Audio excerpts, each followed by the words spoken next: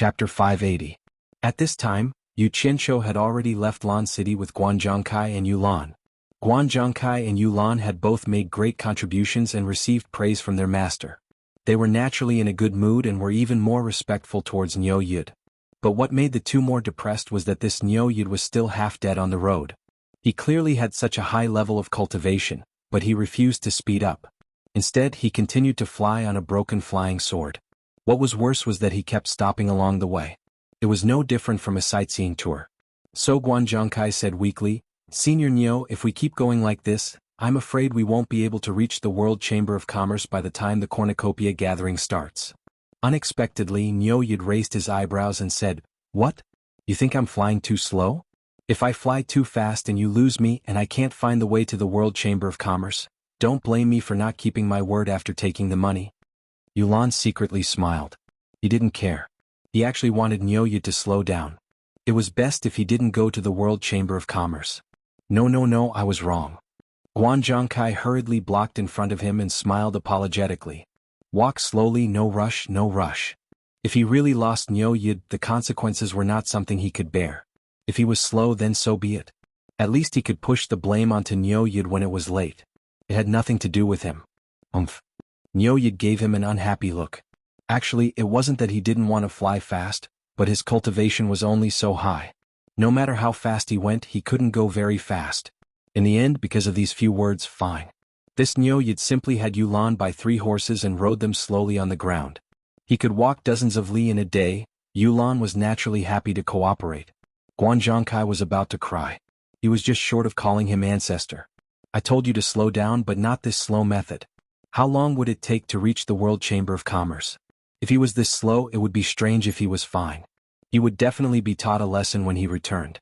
So Guan Zhongkai tried to persuade him with kind words, but Niu Yud only said that he was tired of flying and didn't want to fly anymore.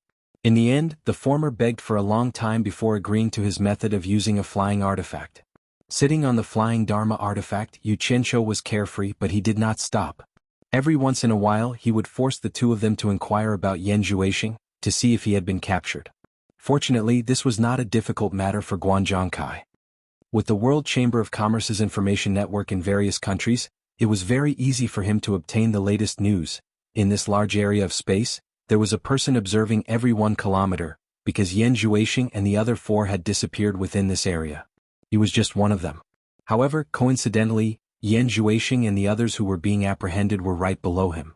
He did not know if this was his opportunity to render meritorious service or his misfortune. A sky-shaking sound arrow was quietly held in his hand. If there really was a target down there, he wouldn't need to risk his life.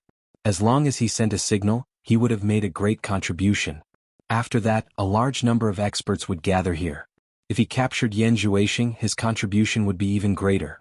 Silently and gently, he approached the dense forest below. However, the vegetation in this forest was really dense. He had already reached the treetops, but he couldn't see the scene below clearly. He stretched his head left and right, trying to see what was happening below through the gaps between the branches and leaves without alerting his target. However, he was in the light and the area covered by the towering trees was very dark. This was how people's visual reaction was. It was difficult to see anything in the dark from the light, but it was very clear from the light from the dark. He had clearly seen a red light flash before and he was definitely not seeing things. However, there was no movement at all now. Without a choice, he tightened his grip on the sky-shaking sound arrow in his hand, ready to send a signal at any time. His body tried to avoid rubbing against the branches and leaves as he slowly descended. Although the movement from touching the branches and leaves was very small, what were the cultivations of Man Hu and the others? They were much taller than him, and in addition they were constantly on guard, so they immediately sensed the faint movement. The 4 of them looked up at the top of Yan Zhuixing's head at the same time. Yan Zhuixing's cultivation was not as good as the 4 of them, so he did not notice anything at first. However, the 4 of them's actions undoubtedly indicated something. He slowly raised his head and looked up. The light from the branches and leaves was flickering, and he could vaguely see a person diving down. The 7th brother had a fierce expression as he prepared to kill him.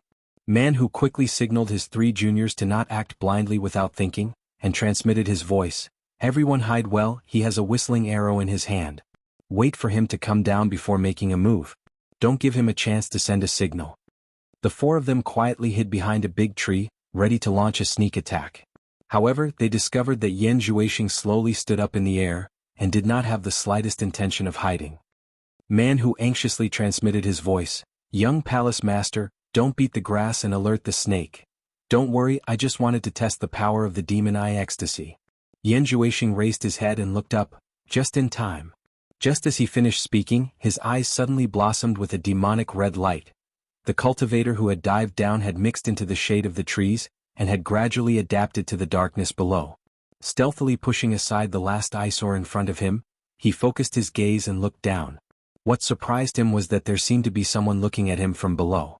From the light that leaked out, he could see the glimmer in the other party's eyes. In that instant, the pair of ice-cold eyes suddenly glowed with a demonic and breathtaking red light. It reflected directly into his eyes, and then he couldn't see anything, only his eyes were filled with red. His consciousness instantly fell into a coma, and when he suddenly woke up, he discovered that he was in a boundless sea of blood. Panic, fear, and he wanted to shout loudly, and he wanted to struggle with all his might. However, he discovered that he could not shout, and his limbs were so heavy that he could not even move a finger. At this moment, a light suddenly appeared in the distant sea of blood, and it seemed to be an escape route. "Come over, come over, come over." In the direction of the exit, there were people constantly calling out to him, and then he involuntarily floated over. Man Hu and the other three stared nervously in this direction. Once the other party sent out a signal, the consequences would be unimaginable. It was not like before. At that time it was only the World Commerce Association that was chasing, but now, all the powers had come to join in the fun. Yan Zhuixing's demonic eye activated, and when the red light lit up, the four of them felt their minds ripple. Fortunately, it was not targeted at the four of them, so it did not affect them much. Yan Zhuixing stretched out his hand towards the person hiding behind the tree, and softly called out, "Come over." The voice was like a sleep-talking murmur, like a mother calling her naughty son home for dinner, harmless and warm. As for the person behind the tree, he pushed aside the tree branches, and slowly floated towards Yan Zhuixing with a dazed look in his eyes. He was still holding the sky-shaking sound arrow in his hand, but it did not have any effect. Instead, he stiffly loosened his fingers, and the arrow fell onto the thick layer of leaves. The red light in Yan Zhuixing's eyes had already disappeared, and his eyes had turned into an abnormally terrifying blood-red color. It made one's scalp tingle, and it did not look like a human's eyes. That cultivator quietly floated in front of Yan Zhuixing, and with a silly smile, he stared at that pair of blood-red eyes. Yan Zhuixing stretched out his hand and gently stroked his face. His movements were very gentle.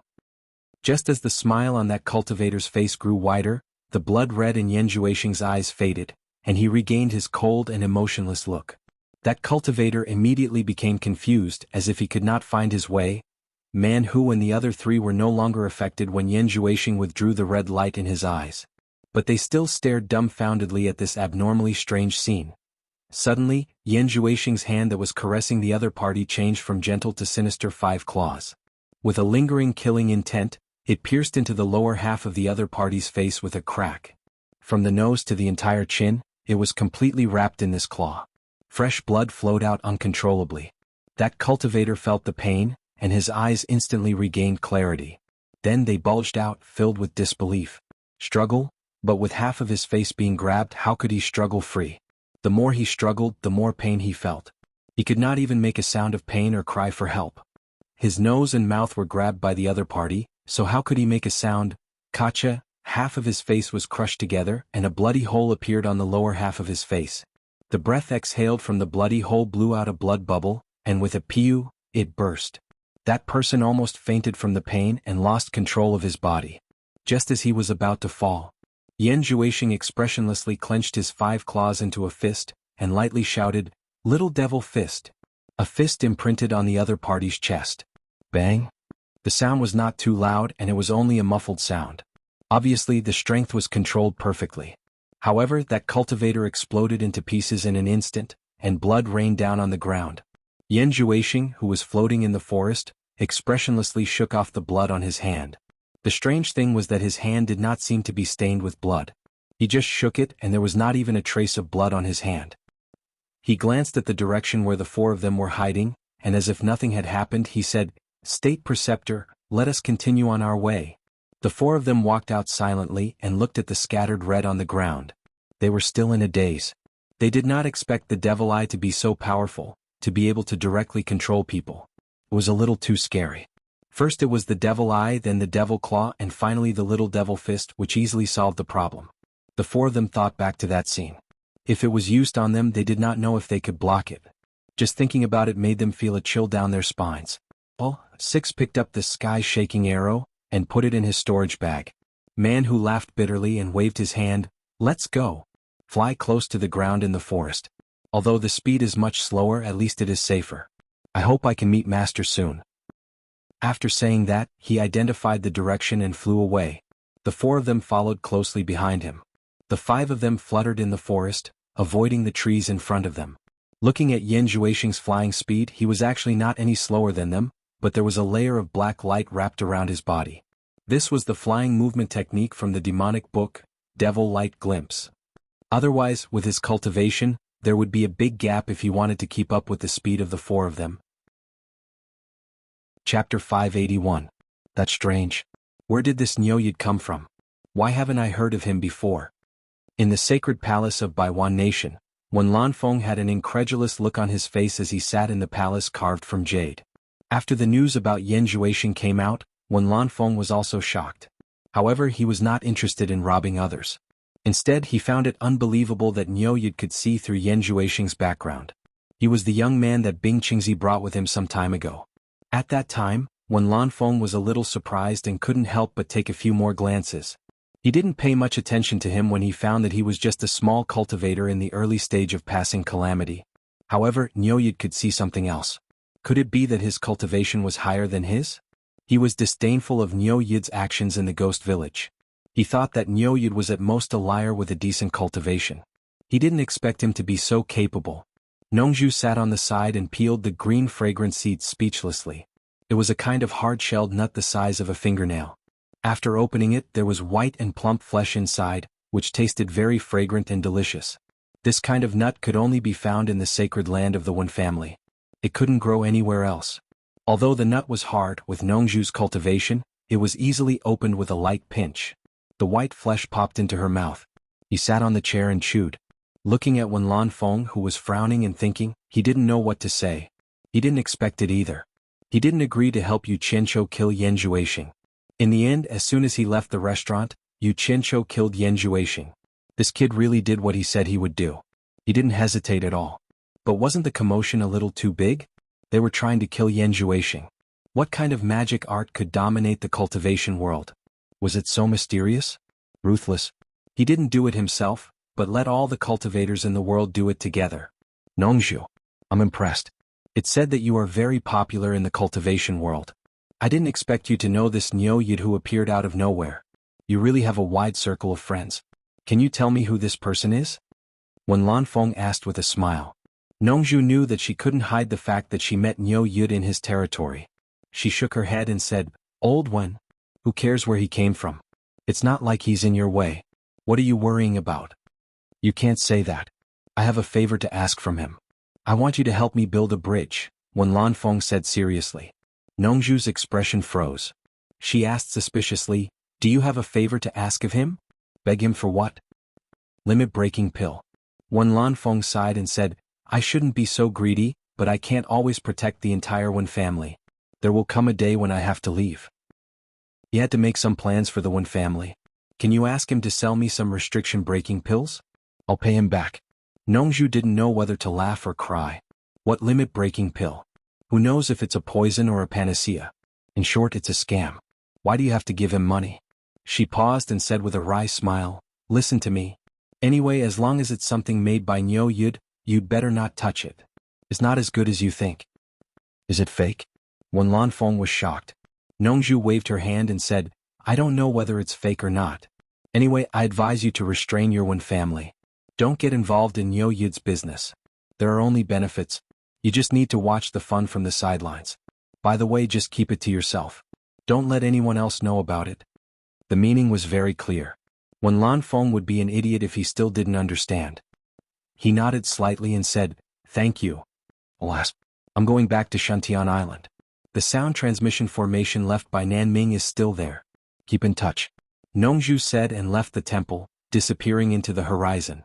Yan Zhuixing and the others didn't know what the consequences of killing that cultivator would be. In fact, that cultivator was an observation point in this area. He was constantly in contact with people in other directions. It was equivalent to laying a net in this area. When the people in other observation points discovered that the person in this observation point had lost contact, they immediately spread the news. Not long after Man Hu and the others left, 40 to 50 cultivators above tribulation passing stage gathered from all directions. They were all disciples of the world commerce. After looking around, their attention immediately focused on the dense forest below. The person in the lead was Sikong Ju's fifth disciple, Zhang Zuanxing. Search below. Zhang Zuanxing waved his hand without hesitation. Dozens of people rushed into the forest below and found a dismembered corpse on the spot. A few disciples who were good at tracking quickly searched the area and soon found some clues. One of them reported to Zhang Zuanxing, "Martial uncle, from the scene, there are 5 different people's footprints. The number matches with Yan Zhuixing's. It should be done by Yan Zhuixing and the others." Zhang Zuanxing looked around and saw that the ground was covered in thick leaves. It didn't look like a place to leave footprints. He asked suspiciously, "How can you be sure it's them?" The disciple cupped his hands and said, "It's hard to be sure. But when they killed our disciples, they shouldn't have exploded the corpses and scattered the blood everywhere. That's why they left footprints." Saying that, he raised a leaf with a bloody footprint and continued to explain, "This was obviously left after they killed someone. Moreover, some of these footprints have one thing in common. When they left, they all headed in the same direction." He waved his hand and pointed southwest, "Over there. They went along this mountain range." Zhang Zuanxing nodded slightly. Southwest was where Dirong Kingdom went. The two matched, so he made a prompt decision: the opponents are hiding in the forest and fleeing. Inform the people in the southwest to set up an ambush in the forest in front. We'll spread out and search southwest. They won't be able to escape. Remember, when you find someone, send the signal first. Under his command, 2 people flew into the sky to report. The other dozens of people formed a search line of nearly 1,000 meters and swept southwest. The movements of the World Commerce Association immediately attracted the attention of the other powers who were confused.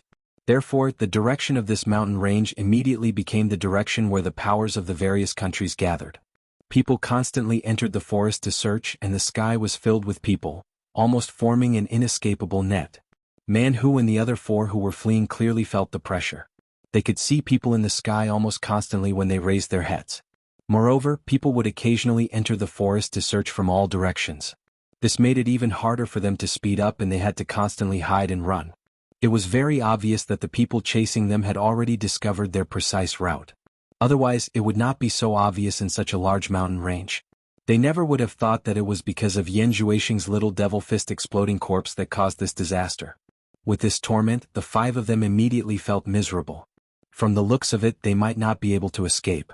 The 5 of them were currently hiding in a concave wall at the bottom of a small hill. The hanging vines had concealed them, but this was only a temporary camouflage and could not last long. Old 7 asked somewhat anxiously, "Eldest senior brother, what do we do?" Man Hu shook his head and said with a bitter smile, "What else can we do? If we really can't do it, we can only forcefully break out. Young Palace Master, do you have any ideas?" The few of them looked at Yan Zhuixing together, hoping that he would have a good idea. Yan Zhuixing's face was cold as he suddenly gritted his teeth and said, "Niu Yud, I have no enmity with you. Why do you want to harm me?"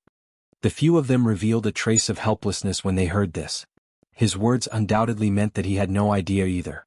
But who knew that they would hear him say, "I'll forcefully break out. You guys stay here. Their target is me. They won't do anything to you." The few of them were greatly shocked and said almost in unison, "No." Yan Zhuixing waved his hand at them and said coldly, "Don't worry. If there aren't any soul formation experts, they might not be able to stop me. If I can escape, I'll naturally go to Snowy Mountain to find you guys." "No." Man Hu firmly denied, "All the forces are mobilizing on a large scale. It's impossible that there aren't any soul formation experts among them. It's too risky." "I have an idea," Old 6 suddenly said. The few of them looked at him and Old 7 said excitedly, "Sixth senior brother, what idea do you have? Quickly say it." Old 6 glanced at them and silently took out the sky-shaking whistle arrow from his storage bag. He said in a deep voice, "You guys continue to move forward secretly. I'll go in the opposite direction. I'll try my best to hold on for 2 hours and increase the distance between us. When the time comes, I'll release this whistle arrow and it will definitely attract everyone. When the time comes, you guys take the opportunity to quickly leave. The few of them looked at Old Six in shock. He clearly wanted to sacrifice himself to attract the enemy so that they could escape. Imagine, if thousands of people found out that they were fooled by him, even if it was Yan Zhuoxing, who would let him go? No. Man who covered Old Seven's mouth with his hand before he could even shout out. They could only hear the whooshing sound of people passing by above their heads. The few of them gritted their teeth and stared at Old Six. Even Yan Zhuoxing, who was usually calm, was moved when he looked at him. When there was no more movement, Man who extended his hand to Old Six and said, "Give me the whistle arrow." Old Six shook his head and hugged the whistle arrow tightly. He chuckled and said, "I'm still hoping that eldest senior brother will avenge me. Leave this matter to me. Right, eldest senior brother, remember to take revenge for second senior brother. Give it to me. You're the senior brother. This kind of matter should be done by me, the junior brother." Old Seven stretched out his hand to snatch it. "You guys leave quickly." Old Six pushed Old Seven's hand away. As he spoke, he also flashed out and sneaked in the direction he came from. Old Six. Sixth junior brother. Sixth senior brother. The few of them anxiously shouted in a low voice and did not dare to raise their voices.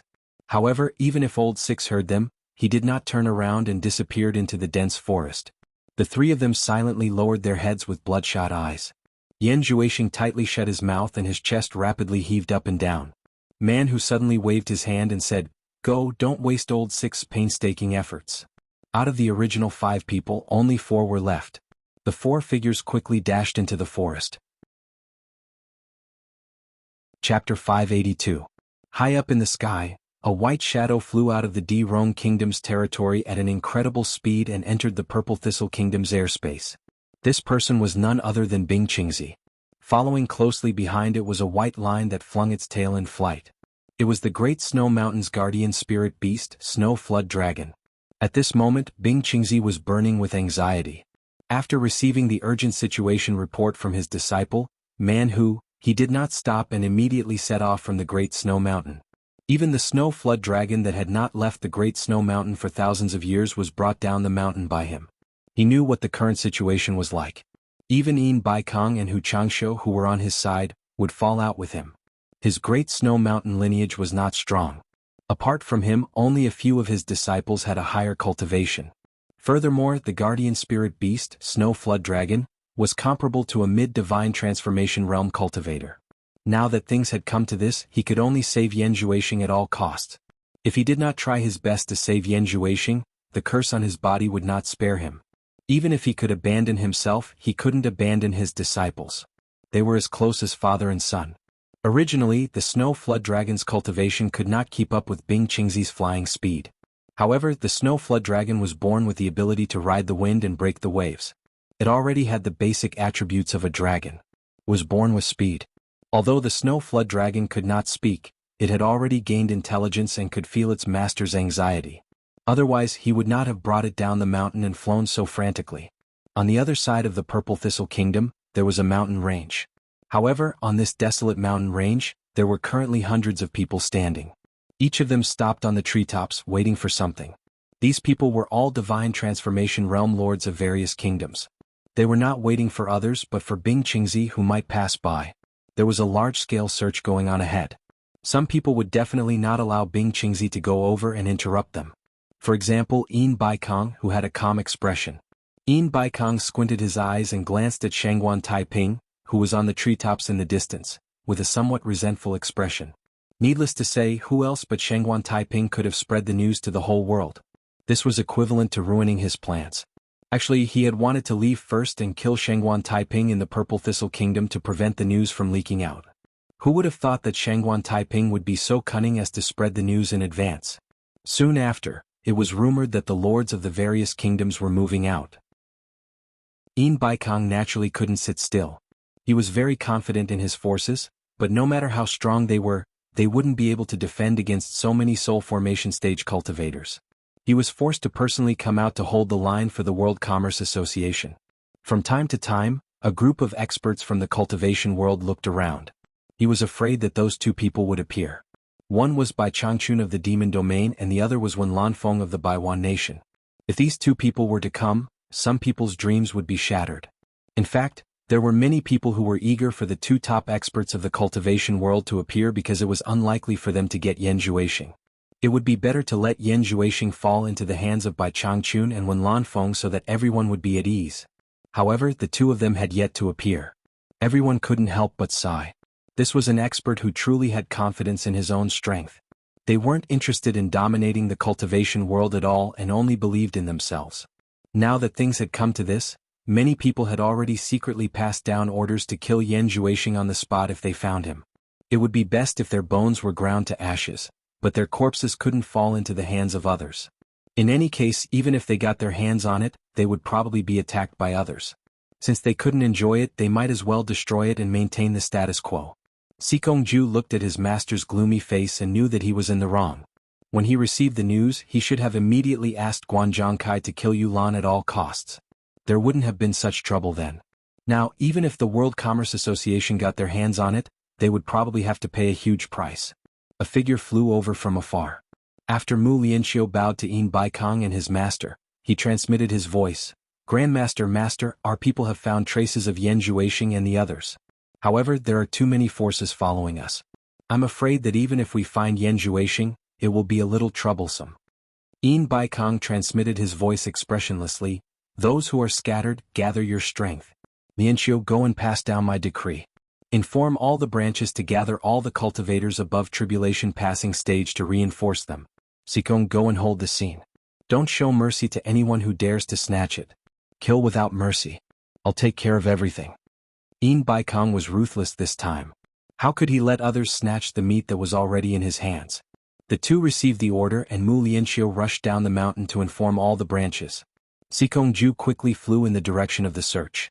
The moment Sikongju moved, it became lively. There were many people watching this place. Almost 100 spirit-severing experts flew up and chased after Sikongju. This made Yin Baikong's teeth itch, but there was nothing he could do. He didn't have the ability to tell everyone not to move. Even if he spoke, they wouldn't listen to him. He wasn't Bai Changchun. Stone Jade City, the capital of Axi country. A banquet was already prepared in the guest hall of the World Commerce Association's Stone Jade City branch. Niu Yud, who was sitting at the head of the table, was eating and drinking to his heart's content. Yulan Do was in a good mood and happily poured wine for Niu Yud. She didn't need to worry and just followed Niu Yud closely. Anyway, Guanzhongkai would report the latest news later. It was really good to be able to keep up with the latest news of the cultivation world while having fun. As the two were eating and drinking, they suddenly heard the sound of dozens of people flying in the sky. They seemed to be in a hurry, and from the sound, their cultivations weren't bad. The two looked at each other in shock and didn't know what happened. At this moment, Guanzhongkai walked in quickly and said excitedly, "Senior Niu, I found it. I found Yan Zhuixing's tracks." Yu Qianshou's eyes lit up. He put down the pig trotter in his hand and asked hurriedly, "Did you catch him or kill him?" Guanzhongkai sat down and shook his head. "Not yet, but it should be soon. Since we found his tracks, it shouldn't be long before we catch him." "That's true." Yu Qianshou chuckled and continued to eat the pig trotter. He thought that with so many people making a move, it would be difficult to catch him alive. He was afraid that many people would rather kill Yan Zhuixing than let him fall into the hands of others. Yulan Do asked casually, "Brother Guan, what happened outside just now? It seems that many cultivators above the tribulation passing stage left. Did something happen?" How could Guanzhongkai reveal this matter? This was a decree from his grandmaster to gather people. He shook his head nonchalantly and said, "It's nothing. Some blind people came to this branch and the manager went to gather people to support them. It's not a big deal." Yulan Do said, "Oh." She was more or less confused. The three continued to eat the dishes on the table. In the dense forest, Zhang Zuanxing originally led dozens of people to search, but later many people came to help. At this moment, there were hundreds of people advancing in the forest. Even the sky above the forest was followed by a group of people. There were 6 people at the final stage of the tribulation passing stage. Old Six hid in a call not far away and quietly observed the movement in front of him. He originally planned to find a way to get further away and then release the whistling arrow. However, with such a dense group of people searching in front of him, there was no way to get past them. Counting the time, only an hour had passed. There was still nearly half of the time until the 2-hour deadline. Needless to say, looking at the situation here, eldest senior brother, and the others weren't any better. With a bitter smile, Old Six took out the whistling arrow and retreated into the colonel, gritting his teeth. He raised the whistling arrow, found an opening above, and directly pulled it. Chirp. An ear-piercing sound rang out. A dazzling blue light rapidly rose from the forest into the sky. With a loud bang, a cloud of blue smoke exploded. It was like a blue mushroom cloud with a long trail below it, indicating where it came from. If it was at night, this mushroom cloud would emit a blue light to guide the way. The entire region was thrown into chaos. Everyone's eyes looked at the blue mushroom cloud. Someone took the lead and shouted, "The World Commerce Association has found the target. Charge over. Speed up, hurry. We can't let Yan Zhuixing fall into someone else's hands. Charge. Quickly go and support him." Shouts rang out everywhere. Everyone went crazy. There was no other way. Everyone had received a death order. In an instant, countless people swarmed in from all directions. The people who were searching in the forest in the distance all came out to check the direction and flocked in the direction of the blue mushroom cloud. Zhang Zuanxing and the others who were searching were all stunned when they saw a blue light rising not far away. Someone said in shock, "Someone found Yan Zhuixing in front?" This was the sky-shaking whistling arrow that only sounded when the target was found. Then everyone saw a figure quickly flash to the left. Zhang Zuanxing shouted, "Catch him." Hundreds of people immediately chased after him. Looking down from the sky, the movements of these hundreds of people stirred up the forest. Bang was followed by a few screams. A few large trees fell down. It was already open. Some people who were watching from the sidelines, worried that it was a diversion, could no longer hold it in. The other side had clearly found the target. Both sides had already started fighting, so there was nothing to hesitate about. Therefore they rushed over as fast as they could without any regard for their lives. The chaotic crowd rushed into the forest one after another. Just as the whistling arrow sounded out, Man Hu and the other three who were fleeing came to a stop with a jolt. Old Seven turned to look behind him and said with tears streaming down his face, "Sixth senior brother, didn't we agree on 2 hours? We haven't arrived yet." Hide. Man Hu, who also had tears streaming down his face, pulled him. The four quickly hid in a small cave. It was a very shallow and narrow cave. The four of them were tightly squeezed together.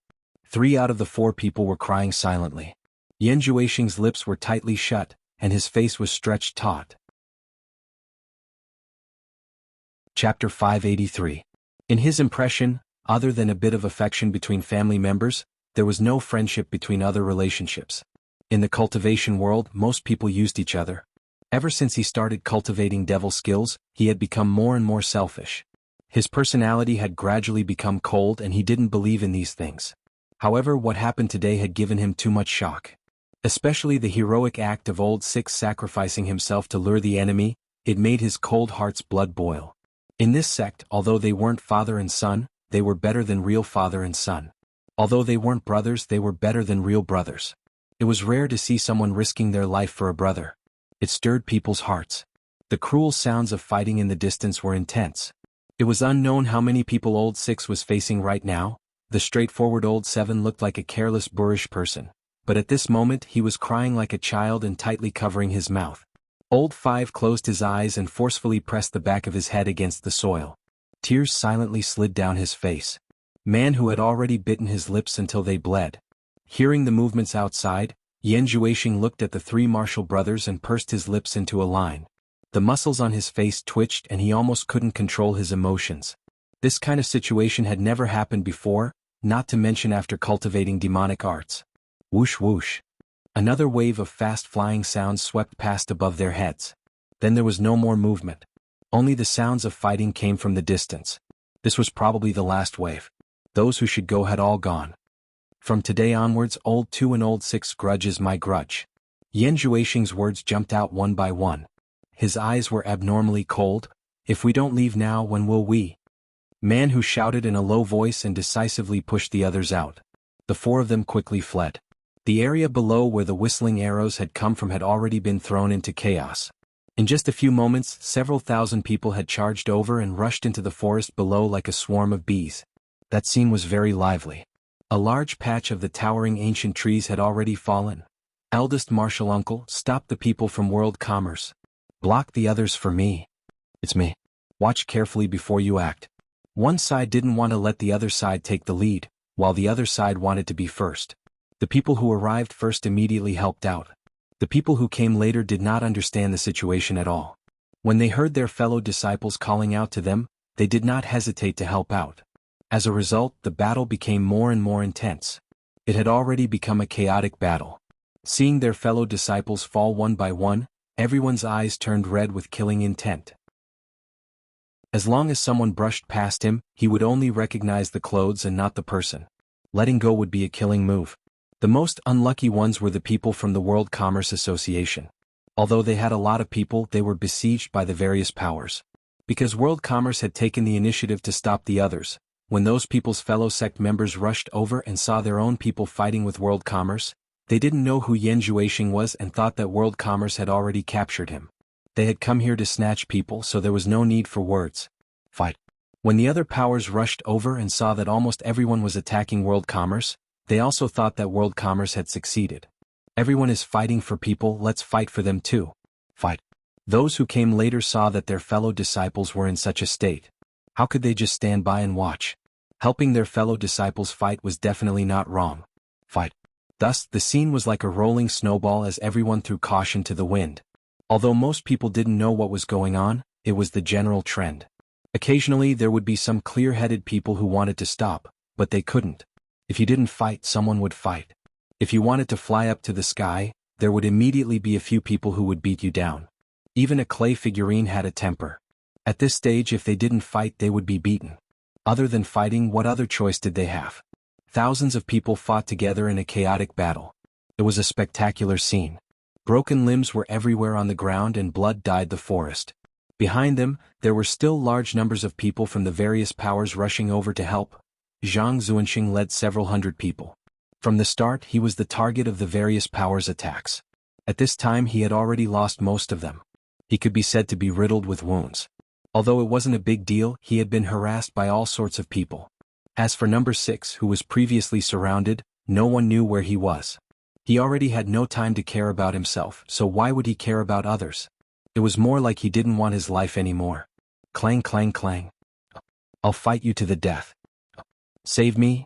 The various lights and colors released by the artifacts were dazzling. Intense crashing sounds and miserable cries rang out everywhere. It didn't seem to stop. Right now, number 6 was also fighting in the chaotic battle. With his decent cultivation, he was fine. However, he also suffered many small injuries. The main reason was that the attacks were too concentrated. His clothes had become tattered. Blood splattered everywhere, covering his body. His face was already a mess. Who could recognize him? Actually, at this stage, with so many people coming and going, it was hard to tell who he was. Who could tell who he was? Yan Juexing? There were a few people present who had seen Yan Juexing before. Even if they knew number 6, who could tell him apart with his current appearance?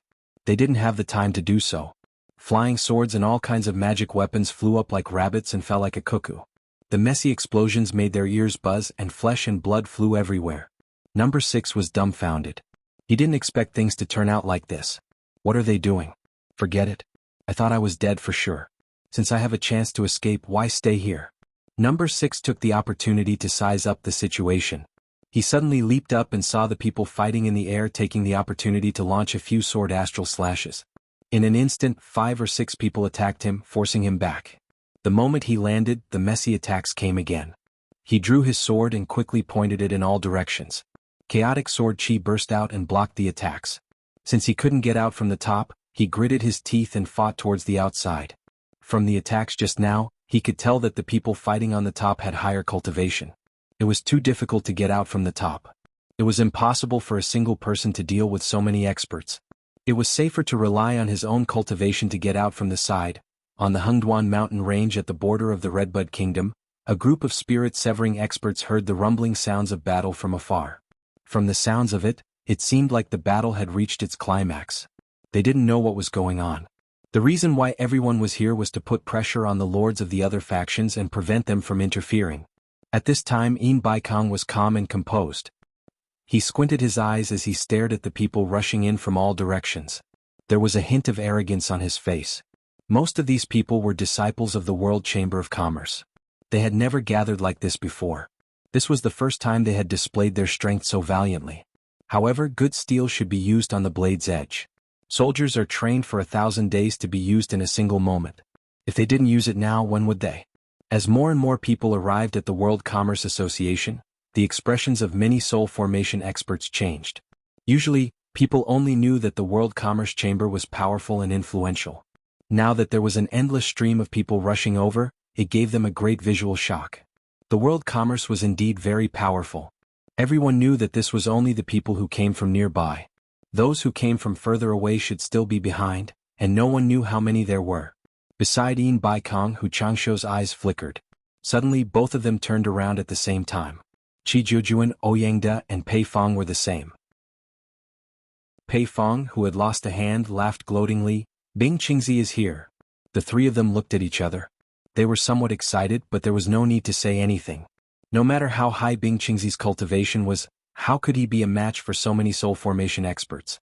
Once Bing Qingzi died, the three of them would benefit the most from this. Xiu. A high-speed flying sound that could only be produced by a soul formation final stage expert and above could be heard. All the soul formation experts turned around to look. Another soul formation final stage expert was coming from that direction. Who else could it be other than Bing Qingzi? The 5 soul formation final stage experts shot into the sky at the same time, forming a line to block the incoming person's path. Yin Baikong was the first to speak. Brother Bing, why are you in such a hurry? We have been waiting for you for a long time, please stop for a chat. His chances of winning were the highest, so how could he let Bing Qingzi go now? He naturally had to find a reason to make Bing Qingzi stay.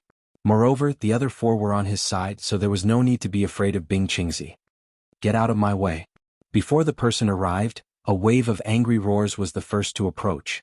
As far as Chu Tian could see, there was a white dot rapidly approaching. Pei Fong, who had a broken palm, cackled, Bing Qingzi, if you know what's good for you, then stop. Otherwise don't blame us for being impolite. Bing Qingzi arrived at this distance in an instant, but he did not show any signs of stopping. Their expressions changed. Before they could react, Bing Qingzi, who was flying towards them, shouted, Profound Yin Palm. His palms flew towards them like dancing butterflies. A monstrous wave surged, and the temperature in the air instantly dropped below the freezing point. The few of them turned pale with fright.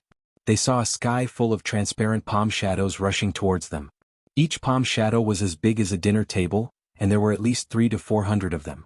In an instant they arrived in front of the 5 of them. The 5 of them were startled. They did not expect Bing Qingzi to attack them without any warning. There were 5 of them here. Wasn't he a little too daring? Because they had underestimated Bing Qingzi's determination, the 5 of them were not prepared to attack. They were all so scared that they immediately teleported away. What a joke, Bing Qingzi's strength was beyond doubt. Other than Wen Lanfeng, it was him. Moreover, this profound Yin Palm was extremely insidious. It was a famous killer move that Bing Qingzi had cultivated by sitting on the Great Snow Mountain all year round and absorbing the cold air for thousands of years. Every time he used it, the cold poison in his body would be reduced. He would not use it unless he had no other choice. In short, it was very powerful. If they were hit by 1 or 2 palms, the 5 of them would probably have to go home to recuperate for a month or 2. How could they still fight here? The palm shadows disappeared, but the cold air was still there. Suddenly, there was a short burst of snowflakes floating in the clear sky, which looked colorful under the refraction of the sun. As soon as the 5 of them dodged, they saw Bing Qingzi rushing past them in a blur. Behind him was a huge white python that was as thick as a water bucket. Someone below exclaimed, It's the Great Snow Mountain's guardian spirit beast, Snow Flood Dragon. Bing Qingzi even brought it here. Chapter 584. Not far from the Stone Jade City branch, on a mountain top that wasn't too high, Yu Qianqiu stood with his hands behind his back, looking into the distance. Occasionally there was smoke curling up from chimneys in the mountains, not sure if it was a village or a hunter's house. Looking to the north, the outline of the entire capital of ACI could be seen. It was a scene of a vast land. Both Guanzhongcai and Yulan stood behind him. They didn't know what he was thinking. They stood motionless for a long time. The two didn't dare to disturb him. They only secretly communicated with each other through voice transmission while exchanging glances. From time to time, there were cultivators flying past in the sky. This kind of frequent passing rate was rarely seen. They didn't know what urgent matter it was. It was estimated that the cultivators flying across the sky wouldn't notice the 3 people on the top of the mountain. However, Guanzhongcai and Yulan looked up from time to time. Say, why do the cultivators who fly freely in the sky want to dominate the mortals who work hard on the earth? Yu Qianzhou suddenly waved his hand and pointed to the bustling capital in the distance and asked. Guan Zhongkai and Yulan looked at each other. They didn't know why he asked this, but this question was really difficult to answer. A person's grandmaster, a person's master, they were all lords. How could they make a rash judgment? But it was not good to not answer. Guan Zhongkai took a step forward and said with a smile, mortals are so ignorant, how can they be qualified to dominate the world? We cultivators move freely in the world, our vision is broad, we are naturally qualified to dominate them. Yulan also stepped forward and said, with seniors' cultivation sooner or later, you will also become a lord, there is no doubt about this. Yu Qianzhou looked around and asked again, when did the rule that cultivators can't interfere in the affairs of the secular world appear? The two of them were startled at the same time, they looked at each other questioningly, they both shook their heads slightly. Guan Zhongkai replied, this rule has been around for a long time, we really don't know when it actually appeared. Why does Senior ask this? Yu Qianzhou said indifferently, do you think everyone follows this rule? Of course. Guan Zhongkai said with certainty, cultivators in the cultivation world basically don't interfere with worldly affairs. Everyone knows this. Then why are there still lords in each country? Take your grandmaster Yin Baikong and your master Shengguan Taiping for example. Aren't they meddling in worldly affairs? Yu Qianzhou asked. Guan Zhongkai was speechless. Even Yulan gave him a look and smiled. This is also for the good of the mortals in the secular world. As long as there are lords in each country, there won't be any chaos. Otherwise, when mortals fight for power and profit, how can there not be conflicts in hundreds of countries? I'm afraid there will be wars every day, and the mortals will be the ones suffering. Yes. That's the logic. Guan Zhongkai echoed. As far as I know, once a country's lord is annihilated by another country's lord, it's the start of a secular war. Start annexing the territories of the losers. Yu Qianzhou turned around and looked at the two of them, saying, because of this, almost every lord is pressuring the emperors of the secular world to maintain a state of war all year round in preparation for annexing territories. This. Yulan smiled bitterly, it's been like this for countless years. Senior, why do you worry about these mortals? Guan Zhongkai also nodded, yes. Yu Qianzhou coldly glanced at the two of them and continued, because the countries maintain a state of war all year round, the corvée labor and heavy taxes make the people suffer year after year. Even if they want to rebel, they will never be able to do so because of the interference of the cultivation world. Because the nobles of the various countries have the support of the cultivation world, they are not afraid of their power being overthrown. They take the opportunity to act recklessly and bully the common people. When a regime is rotten and can't take it anymore, it should be overthrown. This is the normal rule. The forceful interference of the cultivation world is against the natural order. The two of them were stunned at the same time and did not know what to say. Yu Qianzhou's words had subverted their common sense. Yulan asked tentatively, Senior, what do you mean? You don't have to be surprised. I was just saying. Yu Qianzhou smiled and turned around.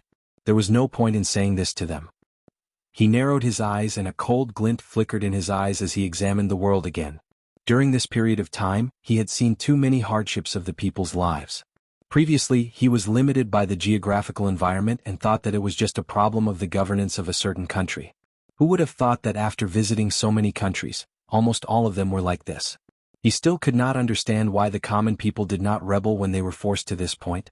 While he was puzzled, he thought of the cultivation world, a colossus that mortals could not overthrow. The lords behind every country were the top experts of the cultivation world. Furthermore, these experts had great influence in the cultivation world. Mortals had no way of resisting at all. Guan Zhongkai and Yulan came to a realization. So he was just saying it casually. They thought that this senior Nyo had gone crazy. Why did he have to talk about mortals? His train of thought was too jumpy. The two of them could not keep up. Senior, shouldn't we make a move? Guan Zhongkai asked. There's no rush. It's too late. It won't be too late to leave tomorrow. Yu Qianzhou said and flew towards the Jade City branch. It's too late? The two of them looked at the sun above them. It was just past noon. Was it considered too late? What kind of logic was this? The two of them looked at each other helplessly. They were used to seeing Nyo Yud's crazy actions along the way. They were not surprised at all. They quickly followed him. When they arrived at the inner hall of the branch, Yu Qianzhou waved to the two of them and said, I want to sleep.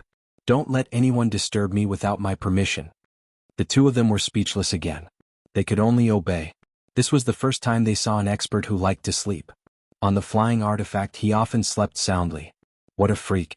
After the two of them left, Yu Qianqiu stared at Yin Baikong's portrait in the main hall. Although he had sparred with Yin Baikong in Dian Kingdom, the two of them had never met. However, from this portrait Yin Baikong looked like a proper person. He had a sage-like demeanor. He snorted coldly and returned to the room he had prepared for himself.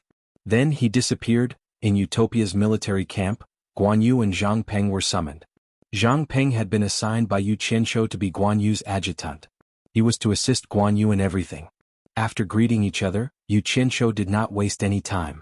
He directly asked, Zhang Peng, what's the cultivation level of the members in the military camp? Zhang Peng replied, there are around 3,000 in the early stage of tribulation passing and 3,000 in the nascent soul stage. There are also around 3,000 who have reached the core formation stage. Yu Qianqiu gave Guan Yu a questioning look. Guan Yu nodded, indicating that it was not bad. Zhang Peng, I have a mission for you this time. Are you confident that you can complete it? Yu Qianqiu smiled. Yes. Zhang Peng became excited. He could not help but ask, Master, what mission? Is it the same as last time? Yu Qianqiu nodded. Not bad, but the scale will be much larger than last time. Then he turned to Guan Yu and smiled. Yunchang, this guy lacks the experience of commanding battles in the cultivation world. This time I'll let him come up with the battle plan. What do you think? Okay. Guan Yu agreed. There was an indescribable loneliness in his tone. Actually, he knew that ever since he publicly disobeyed Boss's orders, the relationship between the two of them was not as good as before. Although Boss still had a polite smile on his face, the fact that he suddenly appointed Zhang Peng as his adjutant was already a very deep meaning. In particular, there were a few regiment commanders who held great power in the military camp. Sometimes they were more obedient to Zhang Peng than to him. Guan Yu also knew in his heart that these commanders were people that Boss would contact in secret. These regiment commanders' attitudes were ambiguous, but Boss's shadow was actually behind them. Before long he would have to retreat behind the scenes, and the position of chief instructor would be given to Zhang Peng sooner or later. Because he understood this, he started to give up power to Zhang Peng. Intentionally or unintentionally, he highlighted Zhang Peng's position in the military. There was no need to fight for anything. In Utopia, no one could win against Boss. Everyone knew that Yu Qianqiu was the leader of the entire Utopia. Zhang Peng could hear the loneliness in Guan Yu's tone, but he was not an idiot. No matter how rash a general who was once good at war looked, he would not be an idiot. Otherwise, how could he always win battles? Although his master did not say anything about his master suddenly assigning him to be Guan Yu's adjutant, he was well aware of his master's intentions after considering the entire sequence of events. Master, I really do not have enough experience. I'm afraid I still need the chief instructor's guidance, Zhang Peng said sincerely and humbly. Guan Yu smiled and said, you can do it. In terms of arranging troops, you are actually better than me. Yu Qianqiu silently looked at Guan Yu and sighed in his heart. It was good that they were both smart people. Otherwise they would fall out with each other. It was good for everyone from start to finish.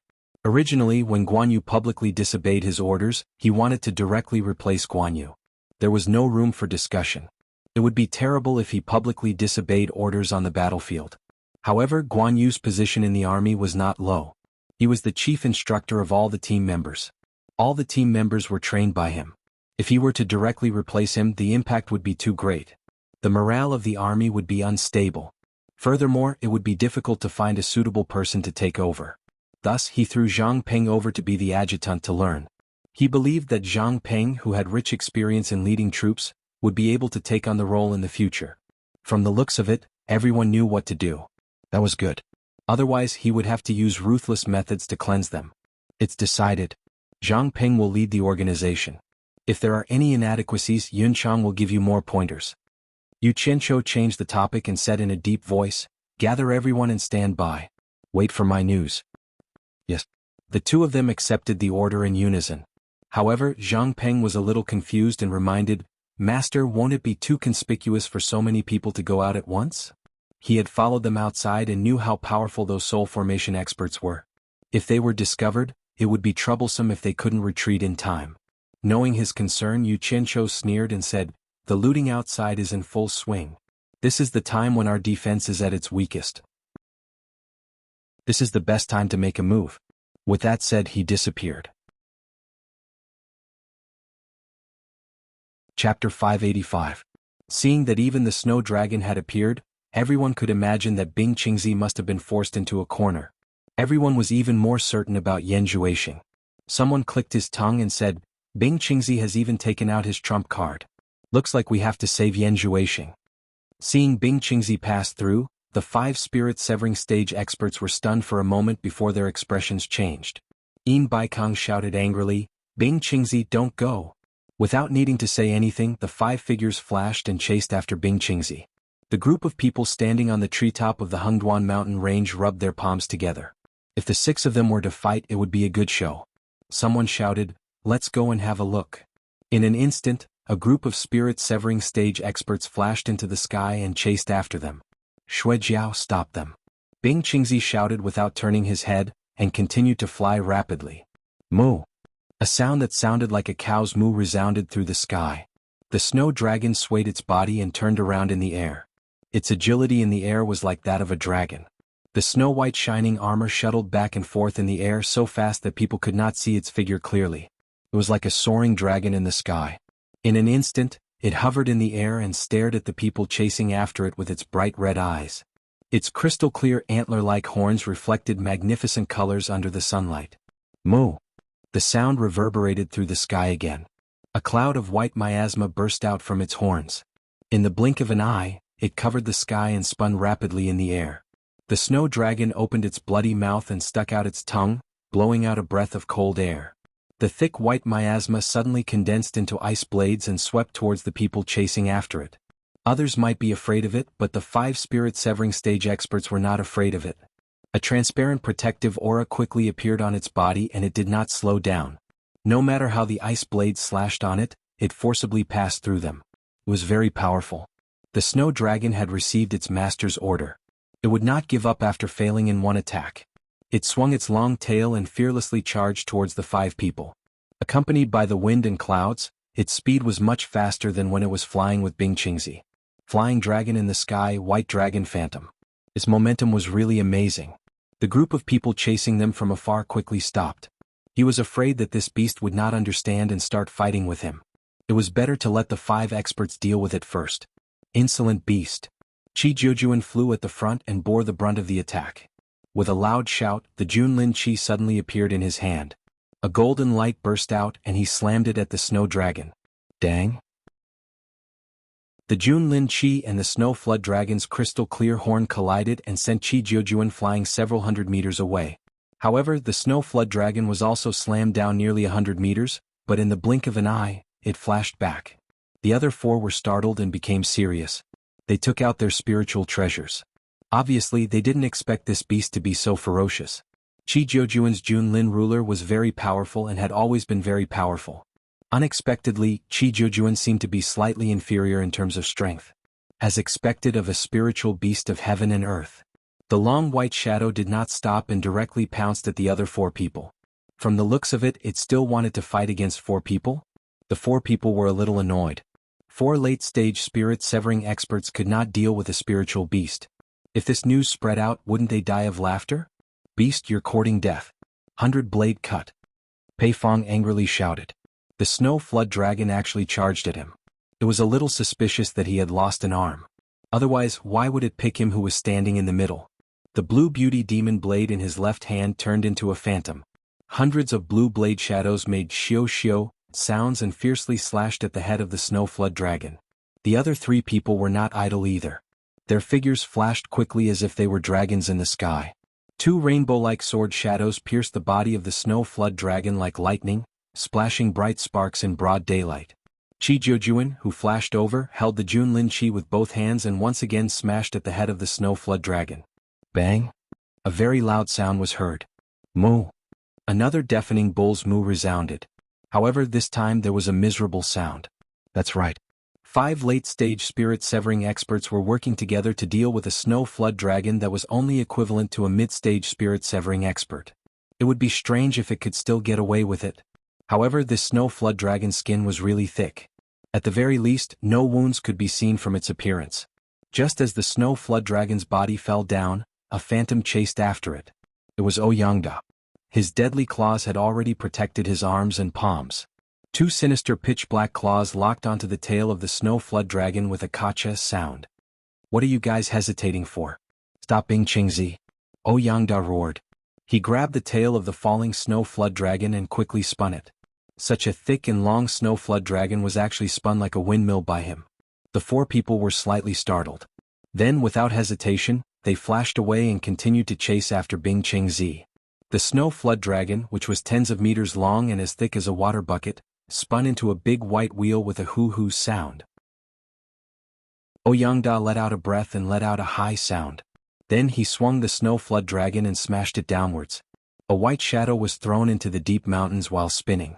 Soon after, a pile of trees fell down, followed by a loud ping sound.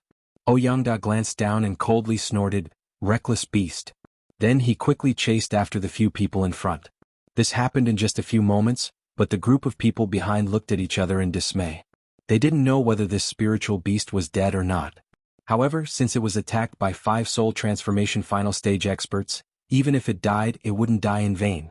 The group of people flew up into the sky and sized up the motionless white body in the pit. All of them revealed a look of pity. After being beaten up by 5 soul transformation final stage experts, even if it didn't die, it would be crippled. Now they didn't have time to pay attention to it. Everyone glanced at it and then flashed away. Bing Qingzi also heard the miserable cry of the snow flood dragon. A trace of heartache flashed across his face. However, his expression turned ruthless and he didn't slow down. With the obstruction of the snow flood dragon, it was impossible for the people behind to catch up to him. This allowed him to arrive in advance and save Yan Zhuixing and his disciples, which was very advantageous for him. The battle in front was very intense and they could already see it. Man Hu and the other 3 who were fleeing in the mountain forest heard the mooing sound of a cow. 3 of the 4 people stopped. Yan Zhuixing, who rushed to the front, stopped and said in surprise, "Everyone, let's go. What happened to you guys? Is that the cry of the snow flood dragon?" Old 5 said in disbelief. "Because the snow flood dragon never came down from the snowy mountain, how could it appear here?" "It's Master. Master has arrived. Master has brought the snow flood dragon down the mountain." Old 7 couldn't help but cheer. Yan Zhuixing looked at Man Hu with an inquiring gaze. The latter nodded seriously and said, "Yes, it should be Master." Just as he finished speaking, they heard a rapid loud sound coming from the sky in front, followed by the miserable cry of the snow flood dragon. The expressions of the 4 changed. Before they could calm down, they felt a violent vibration coming from under their feet. A ping sound came from the forest in front of them. "Let's go and take a look." Man Hu waved his hand and the 3 immediately followed. When they arrived at the scene of the accident, they saw the forest had collapsed and there was a deep pit in the ground. The few of them surrounded the pit and saw the snow flood dragon shaking its head. Its chin was covered in blood and it was obviously injured. "Snow flood dragon, what happened to you?" Old 7 was the first to jump down and touched the snow flood dragon's head. The snow flood dragon probably heard Old 7's voice and let out a mooing sound in pain. Its voice lacked confidence. It was still shaking its head. It seemed to be dizzy from the spinning and had not recovered. The few of them jumped down. Only Yan Zhuixing was speechless as he looked at the big guy below. This was because he had never seen such a huge python with a horn on its head. Could it still be considered a snake? Under the concern of the few of them, the snow flood dragon stopped shaking its head after a while. Its red eyes began to spin. Looking at the 4 of them, it intimately stuck out its tongue and licked them. However, when it saw Yan Zhuixing above, it immediately revealed hostility. It slightly tightened its upper body and seemed to be about to attack. "He's one of us." Old 7 patted its head and the snow flood dragon calmed down. "Where's Master?" Man Hu frowned and asked. The snow flood dragon was shocked and seemed to remember its master. It jumped out of the pit and let out a mooing sound to the few of them below. When the 4 of them flew out, they saw the snow flood dragon stretching its body and rode on it without hesitation. Man Hu waved to Yan Zhuixing and said, "Young Palace Master, come up." Yan Zhuixing was stunned. Without hesitation he rode on the snow flood dragon. Man Hu patted the snow flood dragon's body and the snow flood dragon shot into the sky with the few of them.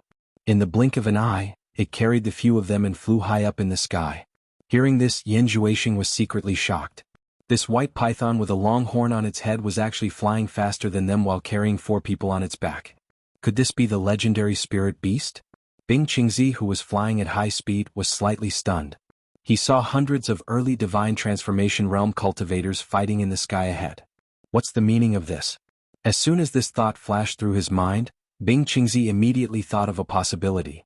Yan Zhuoxing had already fallen into their hands and everyone was fighting over him. Black Yin Palm. Bing Qingzi rushed over and in a rage, he waved his palm at the group of people. Hundreds of palm shadows shot out with a boom. Bang bang bang. Ah! The group of people who were in a killing frenzy were instantly hit by the palm shadows. Dozens of people dizzily fell down. Bing Qingzi is here.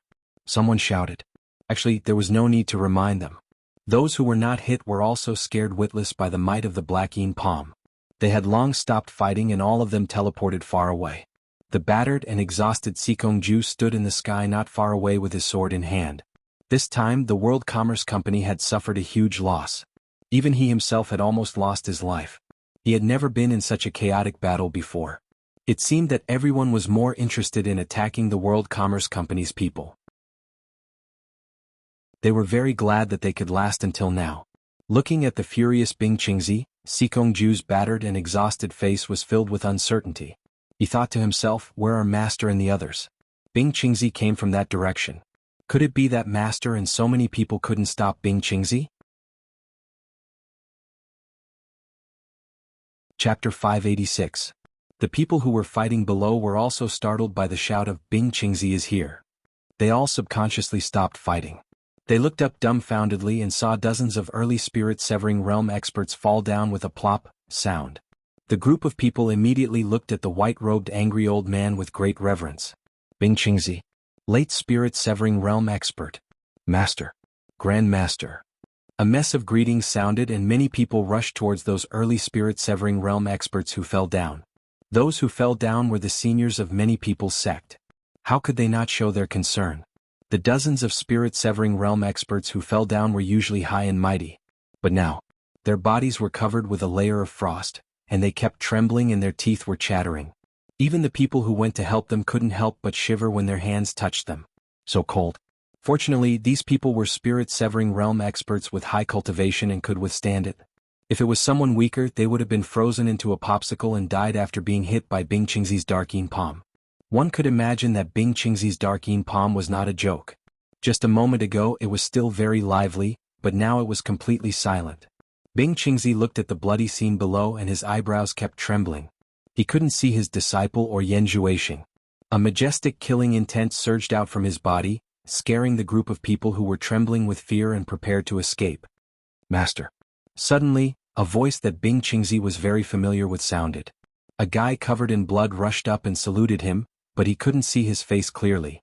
However, Bing Qingzi recognized him immediately and shouted excitedly, Old Six, you are still alive. That's right, it was Old Six who couldn't get out after rushing for a long time. Seeing his master suddenly appear, he was a little disbelieving. When he came to his senses, he immediately rushed up to greet his master. Disciple is very lucky and won't die. Old Six, whose face was covered in blood, grinned and revealed his white teeth. He was a little happy. Even he didn't expect that he could survive. Now that his master was here, he didn't have to be afraid. Seeing his disciple's tattered clothes and bloodied body, Bing Qingzi nodded his head vigorously. One could imagine how difficult it was for Old Six to survive until now. He had climbed out from a pile of corpses. As if he suddenly thought of something, he glanced around and cried out involuntarily, Where are your senior brothers and the others? The sixth brother glanced at the crowd and scratched his head in embarrassment. Just as he was about to speak, he heard someone shouting from afar, Bing Qingzi, don't run. It was Pei Fong's voice. In the blink of an eye, the five of them arrived at the scene. The scene of blood flowing like a river made them temporarily lose interest in Bing Qingzi. All of them stared at the scene below with ugly expressions on their faces. Just by looking at the clothes on the ground, one could tell that there were people who had not died and there were quite a few of them. Because the five of them were the most active and fought the most, they naturally died the most. The rulers who had hurried over were all dumbfounded. They had suffered great losses and it was like cutting off their own flesh. Especially when he saw the dozens of early divine transformation realm cultivators who were covered in frost and shivering from head to toe, it was obvious that they had been hit by Bing Qingzi's Dark Yin Palm. Pei Fong shouted, Bing Qingzi, what do you mean? Although he shouted loudly, he didn't have the guts to fight Bing Qingzi alone. He had suffered losses in Bing Qingzi's hands more than once or twice, so he knew how terrifying Bing Qingzi could be. What do you mean? There's something wrong with your brain. Bing Qingzi glanced at him and didn't have the time to care about him. He asked again, where are your senior brothers and the others? The sixth brother scratched his head in embarrassment again. Suddenly, he was stunned and said in astonishment, senior brothers and the others should have escaped. Didn't Master encounter them? Escape? Why are they still fighting so fiercely after escaping? Everyone's gaze fell on him. Some of them were dumbfounded as they waited to hear the rest of the story. Bing Qingzi was startled. As soon as he rushed over, he heard the sounds of fighting and immediately stopped searching. He rushed over here with all his might and didn't pay attention to what was happening on the way here. Maybe he was really too late. Your senior brothers and the others have left. Why are you here alone? Bing Qingzi couldn't understand. The bloody sixth brother scratched his head again and laughed foolishly. He glanced at the crowd and said proudly, these people are too much. Under such a critical situation, I separated from my senior brothers and the others. They continued to walk forward while I walked in the opposite direction. When there was some distance between us, I pulled the sky-shaking sound arrow that I picked up to attract everyone here. I didn't expect these people to be so easily fooled. It was a silly dog-eat-dog fight for a long time. Everyone was shocked and looked at the sixth brother with a strange look. If what he said was true, then this guy really made everyone speechless. He was obviously sacrificing himself to cover his senior brothers and escape. Was there such a great person in the cultivation world? But how could he still survive after being beaten like this? No matter whether what he said was true or not, it was a miracle that he could survive after looking at the tragic scene below and the miserable state of his body. It didn't matter if others didn't believe him. Bing Qingzi believed his disciple's words.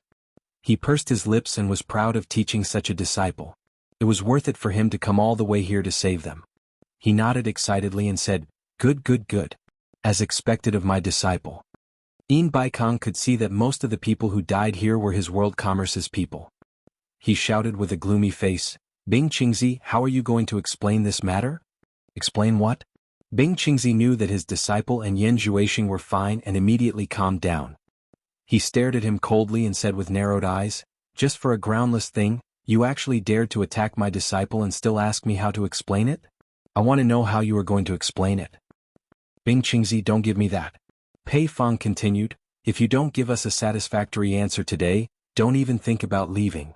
Bing Qingzi sneered, Fatty Pei, don't brag too early. Since I dared to come here today, I was prepared not to go back. Fatty Pei, let me say this first. Today, even if both of us die here, we will first kill you before we die. I guarantee that you won't be able to escape. If you don't believe me, you can try.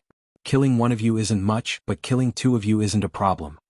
As he spoke, he sized up the other 4 soul formation final stage experts. His eyes were unusually fierce, as if he was picking another person to die with him. Which one of the top figures in the cultivation world wasn't a ruthless person? If he was forced into a corner, no one would doubt his determination. Pei Fong's chubby face stiffened. If Bing Qingzi really went all out to kill him with his cultivation, it would be hard to say what would happen to him. Moreover, he was missing a hand now. The saber in his right hand had become a left-hand saber. He wasn't used to using it. The other 4 were stunned. Just like what Bing Qingzi said, he probably dared to come here alone because he was prepared to die. If Bing Qingzi wanted to go all out, could he kill 1 or 2 of them? Who could deny this with absolute certainty? The atmosphere immediately became a little strange. Although the master and disciple were surrounded, no one dared to make the first move. Since Yan Zhuixing had already escaped, it wasn't worth it to go all out against Bing Qingzi. The most important thing now was to find Yan Zhuixing. In Utopia, the army was ready for battle. Close to 10,000 people were evenly distributed according to the ratio of tribulation passing stage, nascent soul stage, and core formation stage. They were divided into 30 groups. In other words, in each group, there were close to 100 tribulation passing stage, 100 nascent soul stage, and 100 core formation stage cultivators. They were all mobilized. In order to seize the favorable opportunity, Yu Qianqiu personally scouted the place where they were going to attack as fast as possible. It was all thanks to the team members who had been sent out to scout the place. They had indeed made a great contribution. Of course, it was also related to his arrangements in advance. At that time, it was for convenience in the future. Yu Qianqiu looked at the black mass of masked people in front of him and sighed. This was the first time that all of them were mobilized. This time they had chosen 90 countries to attack. There were 30 teams, which meant that each team had to attack 3 countries consecutively. This meant that he had to oversee the deployment of Utopia. Qin Feng and Guan Yu stood behind him. Guan Yu had a complicated look in his eyes. Were these people training for so long just for this day? Boss had probably used it once.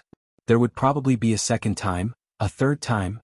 Qin Feng's group of subordinates were quickly distributing the necessary battle resources to everyone. Very soon it was completed. Qin Feng's woman, Xiao Wanqing, was also watching from the side. From time to time she would stare at Yu Qianqiu with a slightly resentful look. Yu Qianqiu unintentionally glanced at her and was slightly stunned. He realized that her belly was actually getting bigger. Was she pregnant? He avoided Xiao Wanqing's resentful gaze and deliberately didn't look at her. He tilted his head and looked at Qin Feng. He thought to himself, this guy is really free. Chu Ping-er had also led a group of women from Ethereal Palace over. She had received orders from Yu Qianqiu to bring people to handle logistics.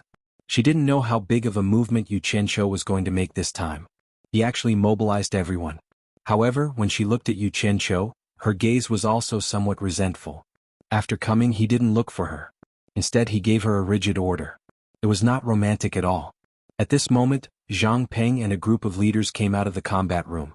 After the leaders dispersed, they quickly gathered the team leaders of their respective teams and distributed the map of the attack. They formed a circle and drew out the terrain on the ground to explain the distribution of the attack mission.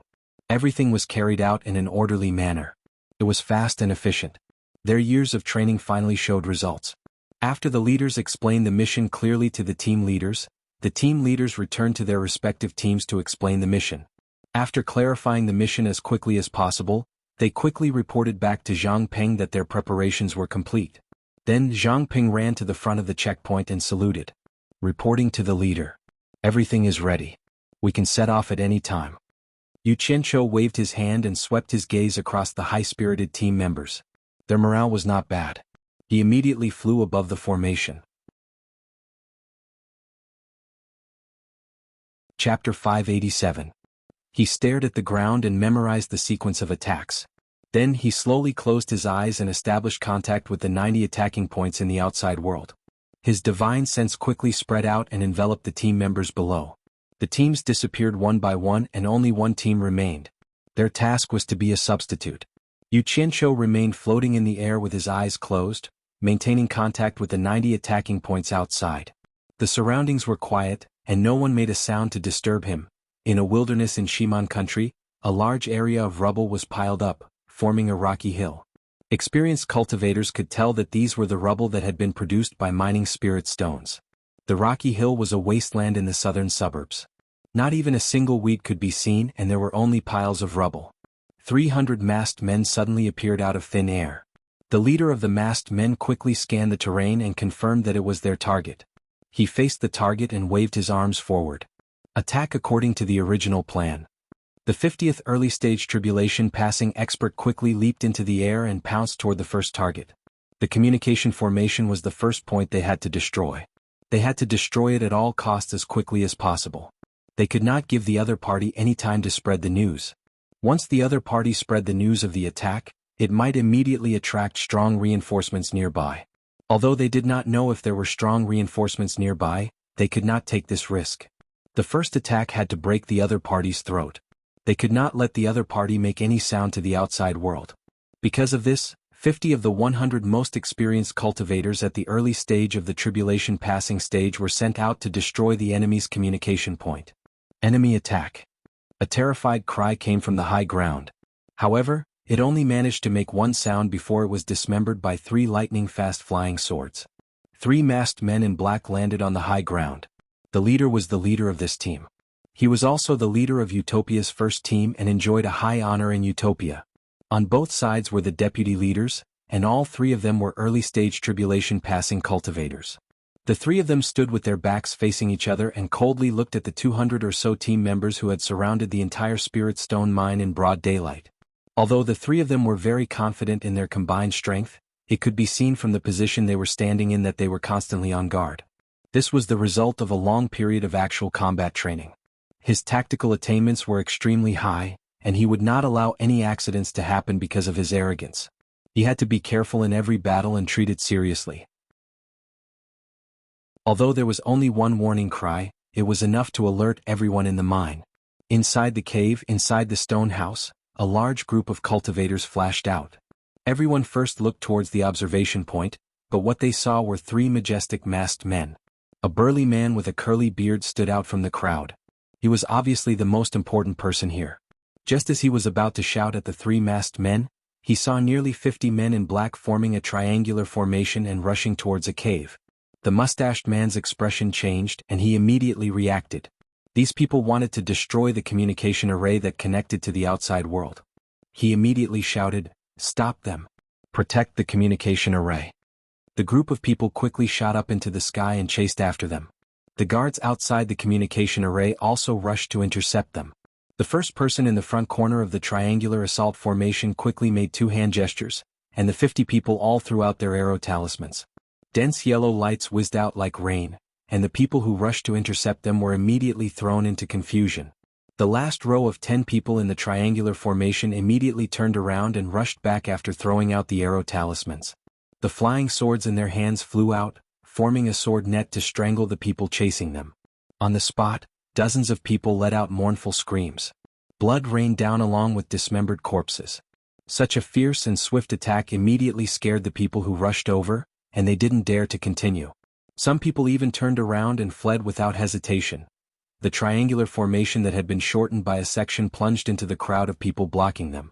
Flying swords flashed fiercely, and miserable screams rang out continuously. 10 people separated from each side of the triangular formation to deal with the opponents outside the cave. The remaining 20 people formed a small triangle that went straight into the cave entrance. There were 6 core formation stage cultivators guarding the cave entrance. Seeing that the attackers were so powerful, they were already scared silly. They didn't even fight, but they knew that they couldn't stop them. 4 people immediately ran to the sides, and 2 people turned around and ran back into the cave. Unfortunately, the 4 cultivators didn't run away. They were already surrounded outside, and the only thing waiting for them was to be killed without mercy. As soon as the small triangle went into the cave entrance, it immediately split into an even smaller triangle. 10 people directly rushed into the cave, and the remaining 10 people guarded the cave entrance. Soon after, 2 screams came from inside the cave, followed by a series of chaotic explosions. Soon after, the 10 people who rushed into the cave came out. The leader of the small team made a gesture of success to the leader on the high ground, indicating that they had successfully destroyed the communication array. This only happened in a few moments. From the moment they launched their attack to the moment they destroyed their target, the small team didn't even stop and directly rushed into the cave. Even the cultivator who was preparing to send a message to the sect was killed before he could activate the communication array. The leader made a gesture to the small team leader, and the small team immediately became the main force of the cleanup. 5 people in a group they quickly scattered and killed. It was unknown what the 2 vice leaders said to the leader, but the leader made a gesture to shrink the encirclement, and an even more bloody and tragic massacre began. For a moment, screams rang out everywhere, and in this bloody web of over 300 people, no one could escape the final misfortune. The whole battle ended very quickly. In less than an hour, the ground was already covered in pools of blood. The wind was bleak and the blood was very thick. Many people's bodies were torn to pieces, and those who died in one piece died with their eyes wide open. Their lifeless eyes reflected a group of black-clothed people shuttling back and forth, cleaning up the battlefield. Anything that was worth a bit of money was taken away. The entire team quickly gathered. 2 of them were clearly injured, and it seemed that their injuries weren't clear yet. They were carried back to the team. The 3 people on the high ground also returned to the team at the same time. The leader took one last look at the battlefield. From start to finish, it took less than an hour, and the mission here was successfully completed. He took out a small black flag from his storage bag and casually threw it at a large rock. With a ding, it stabbed into the rock. A gentle breeze blew, and the golden word "Hero" fluttered in the wind. The leader raised his hand to touch the silver-coated nameplate on his chest and injected his divine sense. All the team members did the same. Even the 2 injured team members were helped to cover the silver-coated nameplates on their chests. They would return together. They wouldn't leave them behind. In Utopia's military camp, Yu Qianqiu, who was floating in the sky with his eyes closed, frowned slightly. He sensed the fluctuations of divine sense from the outside world. His divine sense surged out and traversed to the outside world. In the blink of an eye, a group of people returned successfully. These people didn't have time to rest. They removed one of the 3 storage bags from their waists and threw it to the side. 2 of the injured team members were carried out of the formation. 2 people immediately flashed over from the reserve formation and joined the battle formation. Then the team disappeared from everyone's sight once again. They had completed one of the 3 attack points, but there were still 2 more that they hadn't completed their mission. Chu Pinger waved her hand and a group of women quickly flashed over. The 2 injured team members were carried away for treatment, and the storage bags on the ground were also cleaned up. After they left, another group of people returned after the battle. The various countries were mobilizing their manpower to snatch Yanjuashing, but Yu Qianqiu was taking advantage of the country's weakest defense to plunder the Spirit Stone mines. How could he let go of such a good opportunity? Everyone was afraid of Hero. Usually there were many experts guarding the Spirit Stone mines, so it was very difficult to strike. Such an opportunity was hard to come by, so it would be a waste not to do it. If he wanted to do it, he might as well do it this time. It would probably be very difficult to succeed so easily the next time. Actually, Yu Qianqiu really wanted to strike at those places that were more profitable. Although Spirit Stone mines were places that produced Spirit Stones, very few people would store a large amount of Spirit Stones in a Spirit Stone mine in the wilderness. They would save up a little and send it back. However, it was different for the headquarters or branches of the world commerce. There were a lot of Spirit Stones circulating every day, so it would be a great harvest to strike a few of them. However, there were many people in such places and they were all guarded by experts. It would be troublesome if they bumped into the experts who were doing business here. Not to mention the headquarters of the world commerce, even the branches of the world commerce wouldn't dare to act rashly with Yu Qianqiu's current strength, let alone the headquarters of the world commerce. With Bing Qingzi, who was currently the 3rd most powerful person in the world, it would be a lie if the other 5 people didn't care once he made a move. It wouldn't be worth it to fight Bing Qingzi with all his might without even seeing Yanjuashing. Yanjuashing shouldn't have escaped far. Let's find Yanjuashing first. When the time comes, there will be a way to pry open his mouth. Whether it's a groundless matter like what Bing Qingzi said, we will know once we ask.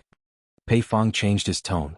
Since he had misgivings about using force with Bing Qingzi, he might as well use another method. You dare. Bing Qingzi shouted. The profound ice sword had already appeared in his hand, and his aura had directly locked onto Pei Fong. The latter's expression stiffened, and he looked at the other 4 people. Yin Baikong carried the God of Fortune sword and said indifferently, Brother Bing, everyone is here to clarify the matter. Everything will be clear once we find Yanjuashing. You better think it through. Don't go against the cultivators of the world. When the time comes, it won't look good for everyone. Bing Qingzi coldly stared at Yin Baikong, and his murderous aura was faintly discernible. The other 5 people immediately became alert. At this moment, high up in the sky, the sound of high-speed flying could be heard again. Everyone raised their heads and saw a white shadow flying over. Who else could it be other than the Snow Flood Dragon? Immediately, someone clicked his tongue and said, A spirit beast is indeed a spirit beast. It's actually fine. There seemed to be 4 people sitting on it. Man Hu and the other 3 who were riding on the Snow Flood Dragon knew that the Snow Flood Dragon was bringing them to find their master. However, when they saw the large group of people below from the Sea of Clouds, their expressions immediately changed. They had finally escaped from the wolf's den, but the Snow Flood Dragon had sent them back. Wasn't this asking for death?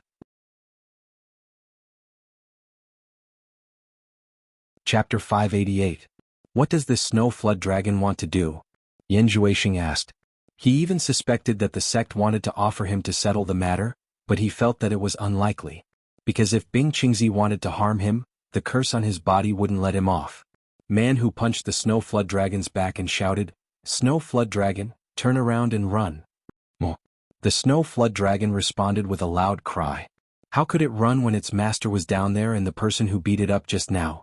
Shaking its head and tail, it rushed down with a whoosh. Master is down there. Old Seven exclaimed. Since Bing Qingzi was here, Yanjuashing could only bite the bullet and continue. At least for now, it would be safer to stay by Bing Qingzi's side. Otherwise it would be difficult to escape. Under everyone's gaze, the Snow Flood Dragon arrived with 4 people on its back. It circled around Bing Qingzi and his disciple and let out a soft moo.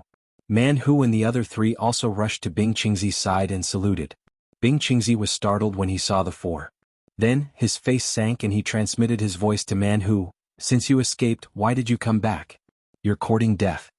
Man Hu replied helplessly, we met the snow flood dragon on the way. Who knew it would bring us back? It's too late to escape. The snow flood dragon stared at the five with its red eyes and tensed its body, ready to attack at any time. It remembered clearly that it was these five people who beat it up just now. Suddenly, it heard its master snorting unhappily. It turned its huge head and saw its master staring at it coldly. After living together for so many years, it knew clearly that its master was going to teach it a lesson. It shrunk back in fear, not knowing what it did to make its master unhappy. It weakly let out a moo. Bing Qingzi saw its snow-white head and lower jaw dripping with blood. Obviously it was injured before. His heart softened and he turned his head away. Eldest senior brother. The bloodied sixth brother called out. Man Hu and the others looked over and immediately revealed an expression of disbelief. They said excitedly, "You're still alive." They hugged each other with obvious excitement. They had a lot to say, but they knew this wasn't the right place. You can wear out iron shoes in fruitless searching only to find it by chance. Pei Fong sneered as he stared at Yan Juexing. Many people here had never seen Yan Juexing before, but almost all of the soul formation experts present knew him, because they had met at Wen Lanfeng's place. Now it was as if a monster had seen Xuanzang. All of them had a greedy look on their faces. Yin Baikong put on a fake smile and said, I should have guessed it long ago. When Brother Bing's disciple was still in the Chinese cultivation world, he was always protecting Yan Juexing. Naturally there must be a reason. It turns out that he was hiding a big secret. Hu Changsho, who had been silent all this while, also said, I didn't expect Brother Bing to be so scheming. Bing Qingzi had completely calmed down. If his disciples and Yan Juexing had escaped, he would have fought to the death. But now he couldn't afford to be impulsive. Don't be so weird here, you two. Others might not know, but don't you know? Do I look like an ambitious person? If I was ambitious, would I have waited until now? Bing Qingzi pointed at Yan Juexing and said, to be honest, this is my 8th disciple. I wanted to wait until he reached the Great Snow Mountain before officially announcing it to the public. I didn't expect everyone to be so impatient. When Yan Juexing was in the sacred ground of Baiwan Nation, he wanted to worship him as his master out of respect.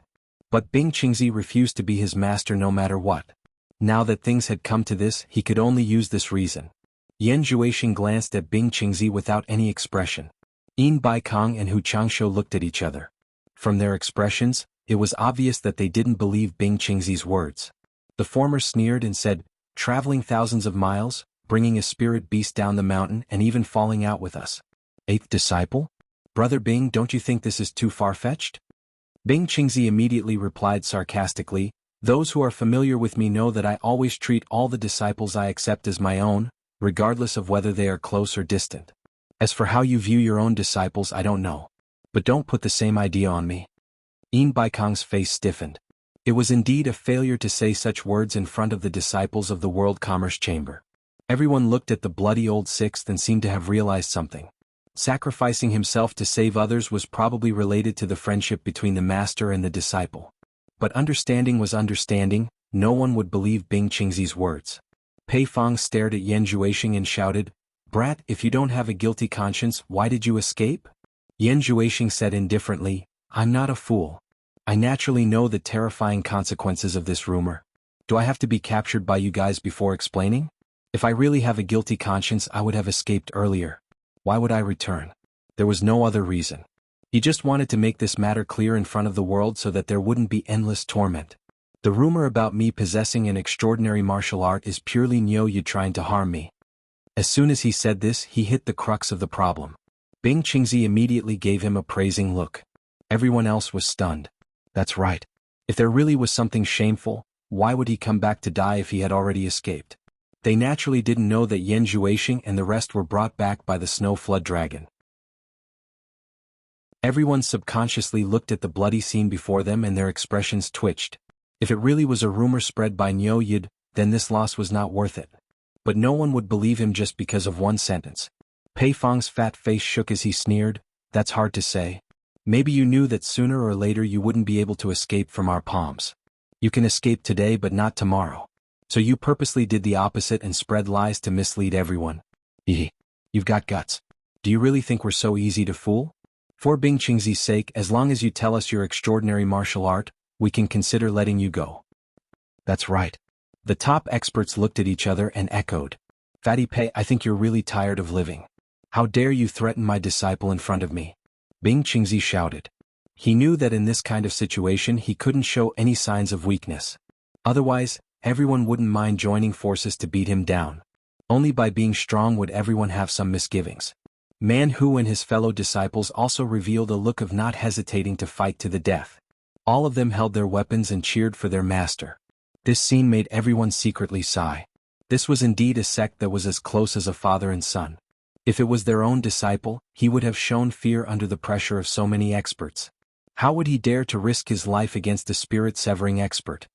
Master, please calm down. Yan Zhuixing bowed to Bing Qingzi and said, the more I argue, the clearer it becomes. Master, please allow disciple to argue. Bing Qingzi snorted and agreed.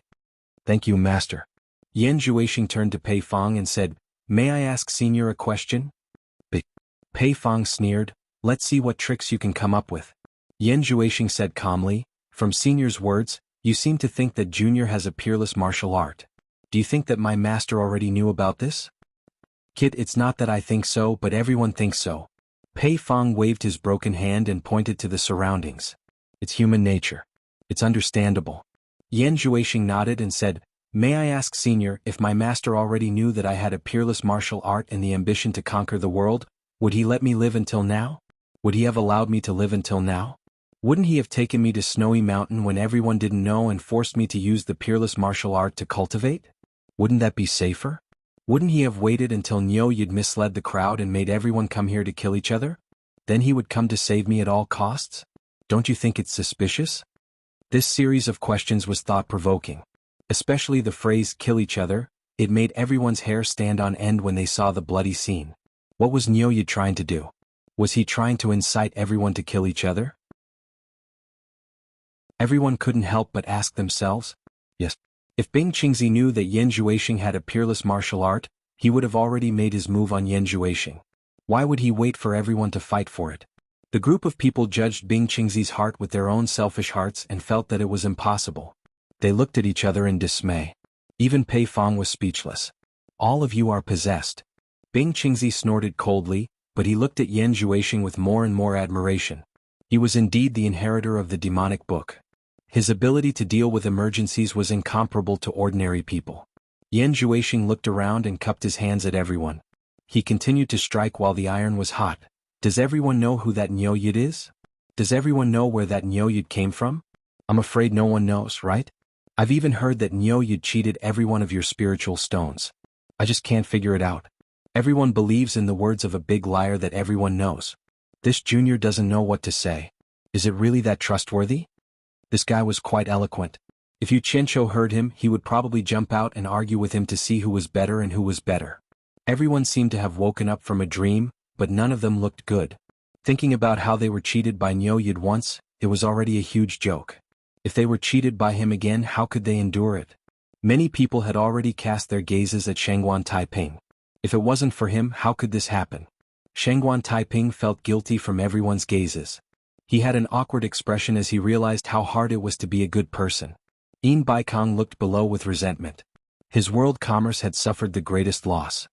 He then looked around and realized that there was still an endless stream of world commerce disciples rushing over.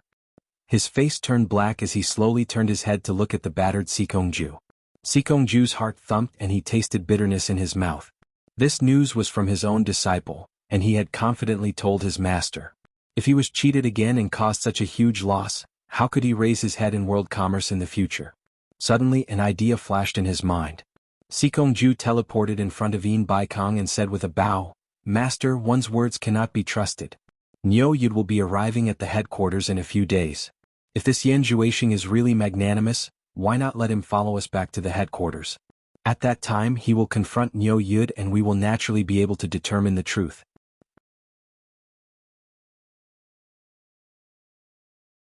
Chapter 589. Yin Baikong's eyes lit up and slightly nodded. That's right. Brother Bing, it's easy to prove your disciple's innocence.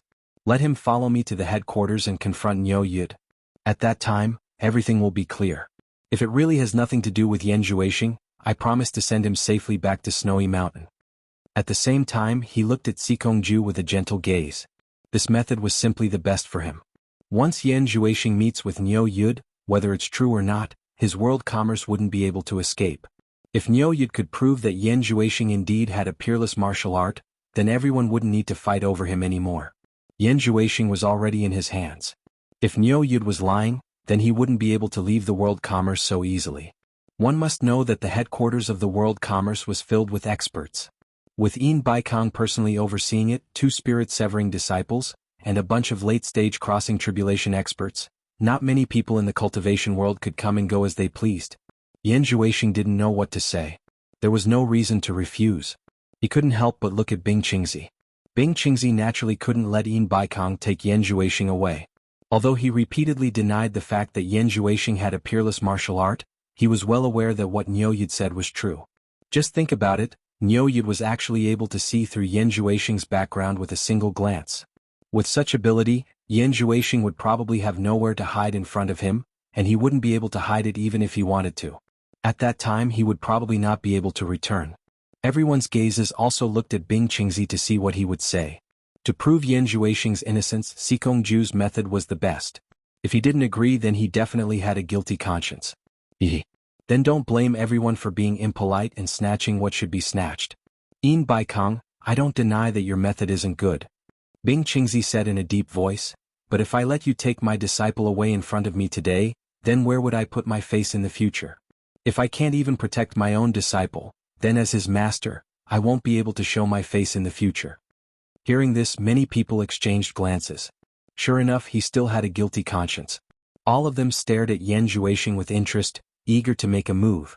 Yin Baikong smirked and said, Brother Bing, this won't do, that won't do. Do you have any way to prove Yan Zhuixing's innocence? Now that things have come to this, I'm sure you're also aware that this matter has to be resolved. Seeing that everyone was pressuring their master, the hot-tempered 7th disciple could no longer bear it and shouted, What have we done wrong to you? We need to prove our innocence to you. Yin Baikong's gaze was like lightning as he stared at the 7th brother. He sneered and said, This old man is talking to your master. Since when is it your turn to interrupt? Bing Qingzi raised his hand slightly and stopped the furious 7th brother from speaking again. He said to Yin Baikong, I naturally have a way to prove Yan Zhuixing's innocence. Then we'll be all ears. Yin Baikong put on a fake smile. Obviously he didn't believe it. Everyone stared at Bing Qingzi, waiting to see what he could say. Bing Qingzi's cold eyes swept across the crowd. With a wave of his hand, the profound ice sword suddenly appeared in his hand. This action startled everyone. They all thought that he was going to make a move. Who knew that a dang sound could be heard? Bing Qingzi flicked the sword with his finger and a crisp sound reverberated in the air. He raised the sword and said in a clear voice, I, Bing Qingzi, swear to the heavens that if my disciple Yan Zhuixing possesses a peerless martial art, let me, Bing Qingzi, die a horrible death in the future. Absolute silence. Everyone was silent. Everyone was dumbfounded. They didn't expect Bing Qingzi to be so ruthless. He even made a deadly oath. This Yin Baikong and the others looked at each other. If they didn't believe it before, then what about now? Even if they were beaten to death, they wouldn't believe that Bing Qingzi would use his life to make a false oath. Man Hu and the others who recovered from the shock couldn't help but shout, Master! Yan Zhuixing silently stared at Bing Qingzi. He owed this sect too much. Only the few of them knew that Yan Zhuixing did possess a peerless martial art, the demonic book. However, their master made a false oath. This would definitely be punished by the heavens in the cultivation world. Bing Qingzi waved his hand at them and said, It's nothing. Since we can't explain it clearly to them, we'll use facts to prove it. Otherwise, we'll have endless troubles in the future. He then stared at the 5 of them and said indifferently, Everyone, do you believe me now? Pei Fong, Qi Jiujuan, and Ouyang Da looked at each other. They felt it was a pity to let Bing Qingzi go just like that. Originally, they wanted to take this opportunity to kill him. However, it wasn't a good time to do so. Once they started fighting, Yin Baikong and Hu Changshu wouldn't just sit back and watch. Yin Baikong and Hu Changshu's expressions were a little awkward. The former smiled and said, Brother Bing, don't misunderstand.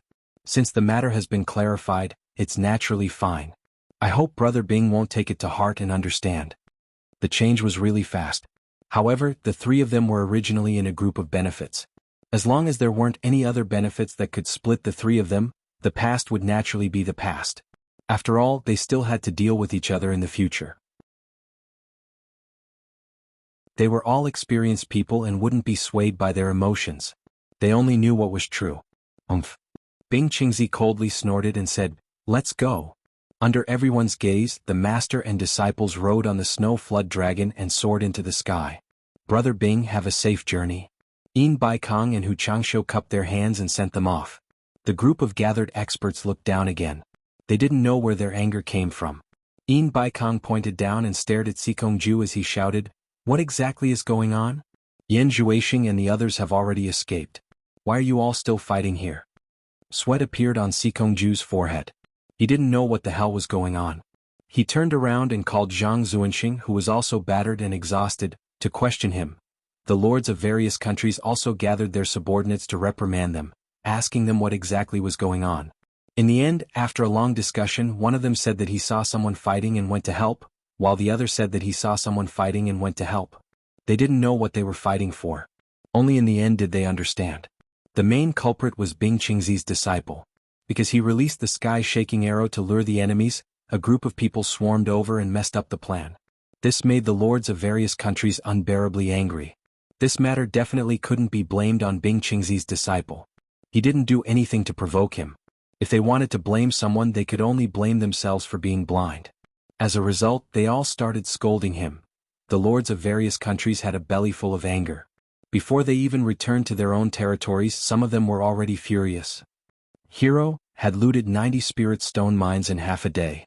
At the same time, he had committed crimes in 90 different countries. Every country was shocked. Hero had obviously taken advantage of the time when the country's defenses were at their weakest. However, Hero didn't go too far this time. He only killed people and didn't blow up the mines. However, the number of cultivators killed in 90 mines added up to a terrifying number. Although most of them were low-level cultivators, there were more than 20,000 cultivators. On average, there were 200 to 300 people killed in each mine. Not a single one survived. This was a shocking massacre. He had killed more than 20,000 cultivators. The entire cultivation world was a little dumbfounded. This hero was too ruthless. How could he do it with so many people? As a result, they all condemned Hero. What made all the countries palpitate was that 90 different locations were attacked at the same time. How many people did he use?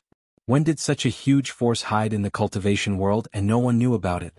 The unknown was the scariest, and the unknown intentions were the scariest. For a moment, all the countries felt insecure. When talking about Hero, their expressions changed. They all mobilized people to protect the important locations, afraid that Hero would come to them again. The cultivation world, which had been a little restless recently, suddenly became much quieter. Currently, many people in the cultivation world were very depressed. Yu Qianqiu was one of them. After receiving the news that Yan Zhuixing was safe and sound, he was extremely depressed. He didn't expect that Yan Zhuixing would still escape even after being forced to such a state. Didn't this mean that Yan Zhuixing was indeed a character from another angle? On a flying magical artifact, Yulan was controlling it. The wind and clouds brushed past the ship's side, quickly flying over thousands of mountains and rivers. Yu Qianqiu, who was sitting at the back, suddenly sighed, "Scourge. Scourge." He felt that the harder it was to kill Yan Zhuixing, the more powerful he was. If he was left alive, he would definitely be a scourge in the future. He didn't know what logic was behind this. "Senior, who are you calling Scourge?" Guan Zhongkai asked expressionlessly. After knowing that Yan Zhuixing was fine, he was also in a bad mood. He had already been scolded by Sikongju, who said that he would deal with him when he returned. Since even his grandmaster had confirmed that Yan Zhuixing was fine, it was most likely that Niu Yid was lying. This time he had really caused his own death. However, this fella's cultivation was too high. Putting aside the fact that he couldn't beat him, he didn't even dare to scold him. He didn't even dare to show his face. Yulan, who was controlling the flying magical artifact, didn't look any better. His master Shengguan Taiping even had the heart to kill him. Who asked him to lie about military intelligence, causing his master to offend a large group of people. Yu Qianqiu was stunned, then sighed, "Nothing, I was talking about the hero. This hero is really a scourge. He actually killed so many people." Sigh. Scourge. These 2 days he had heard many people talking about the hero. Then where does Senior think the hero came from? Guan Zhongkai said perfunctorily. "You're asking me?" Yu Qianqiu pointed at his nose, then suddenly chuckled, "If you ask me, other than your World Commerce Association, I really can't think of anyone else with this ability. Think about it. The hero obviously took advantage of the moment when the country's defenses were at their weakest. Such a large-scale attack, it was obvious that they were prepared. And regarding Yin Zhuixing's matter, your World Commerce Association was the first to know, right? You also had the best chance to set it up in advance, right?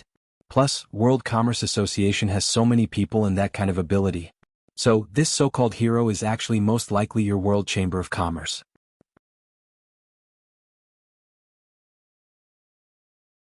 Chapter 590. Senior's joke is too big. Guan Zhongkai's tone was not very confident and his eyes were slightly dazed. Hearing Niu Yud's words, he thought of something. As the third-generation head disciple of the World Commerce Association, he knew that the World Commerce Association was not as simple as it looked on the surface. Even though he was not deeply involved in some things, he still felt that something was wrong. Grandmaster Yin Baikong, other than having many wives and children, he also had many disciples. Who in the cultivation world didn't know that Grandmaster was very good at teaching disciples? He had taught 2 soul formation disciples and there were at least 100 tribulation passing experts. He didn't even know how many martial uncles he had. This was also one of the main reasons why the World Commerce Association was so powerful in the cultivation world. In the eyes of outsiders, these martial uncles were the backbone of the World Commerce Association's headquarters. They were always stationed in the treasure bowl and Grandmaster Yin Baikong rarely used them. But he unintentionally discovered that these martial uncles seemed to be doing something in the dark. There was once when he went to ask his master but was reprimanded by his master, telling him not to worry so much and to do his own thing. Guan Zhongkai had always had doubts in his heart, but hearing Niu Yud's words, he was suddenly enlightened. At the same time he was secretly shocked. Could it be that hero was really a force of the World Commerce Association? Yu Qianqiu's eyelids twitched when he saw his appearance. He glanced at Yulan Do, who seemed to be listening attentively, and his lips curled into a smile. Then he poked his head out and said patiently, "I'm right. Did you remember something?" Guan Zhongkai came back to his senses and repeatedly denied, "Senior, you can't say such things. Our World Commerce Association is definitely not a hero. Think about it. Our World Commerce Association is also one of the victims this time. A spirit stone mine was also bathed in blood by hero. You can fool others but you can't fool me." Yu Qianqiu winked and smiled evilly. The reason why hero looted World Commerce Association Spirit Stone Mine was to help World Commerce clear of suspicion. Otherwise, others would always suffer and only your World Commerce Association would be fine. Plus, only World Commerce Association has the ability to do such a big thing. It would be strange if outsiders didn't suspect you. That's why. Your World Chamber of Commerce is very smart and ruthless. In order to deceive people, they killed their own people to divert everyone's suspicion. The more Yu Qianqiu spoke, the more reasonable it became. Even the fake became the truth in his words. This gave Guan Zhongkai a fright. In particular, when he subconsciously turned his head to look at Yulan Du in front of him, he saw that Niu Yud was listening attentively to their conversation. This caused Guan Zhongkai to groan incessantly. He wanted nothing more than to stuff Niu Yud's mouth with something. He could only blame himself for having nothing better to do. Of all the things he could have asked, he had to ask this question. If word of this got out, the World Commerce Association would immediately become the target of public criticism. At that time, Master would definitely skin him alive. Absolutely impossible. Senior might not know this, but back then the first person hero kidnapped was my Grandmaster's grandson. This matter was known by the entire cultivation world. This robbery of the Spirit Stone Mine is the second time they have targeted our World Commerce. If our World Commerce is a hero, we can't always target ourselves. Guan Zhongkai couldn't wait to clear his name. Since the journey is boring, Lousy will play with you. Yu Qianqiu sneered and lazily leaned on the back of the boat, saying, "Don't argue, some things can't withstand scrutiny. Let me ask you, why did Hero kidnap someone from your World Commerce Association the first time he appeared and not someone else? Did they want to show that they had nothing to do with World Commerce Association the moment they appeared? Also, why did the hero only harm others once, but only your World Commerce Company twice? Little did they know, the more someone tries to clear their name, the more suspicious that person is." Guan Zhongkai's forehead was covered in sweat from his words. He looked at Yulan Du in front of him from time to time and said with a bitter smile, "Senior, hero really has nothing to do with our World Commerce Association. I said don't argue with me." Yu Qianqiu crossed his legs and said, "If you continue to argue, Do you believe that I can even deduce the reason and motive behind your actions? Guan Zhongkai was truly speechless. If he didn't continue to argue, did he have to admit the truth? After thinking about it, he decided not to say it. If he continued, he would definitely get sick from fright. He immediately changed the topic. Senior, let's get down to business. Last time you said that Yan Zhuixing had exceptional martial arts, but after my Grandmaster and the others investigated, it was completely false. We're about to reach World Commerce Association. Have you thought about how to explain it to my Grandmaster? Actually, Guan Zhongkai had always been puzzled. The matter had been exposed, proving that Nyoyid was lying, but why did Nyoyid still look as if nothing had happened? Was he not afraid at all? Investigation. Yu Qianqiu said disdainfully, only found a false result? Your Grandmaster Yin Baikong's foresight is very suspicious. Let Yan Zhuixing try in front of me. Others might not know, but do you think you don't? Did you forget the scene of Yan Zhuixing fleeing after being exposed by me that day? With this said, Guan Zhongkai recalled the scene of Yan Zhuixing and the others leaving that day. It was indeed very suspicious. He couldn't help but nod.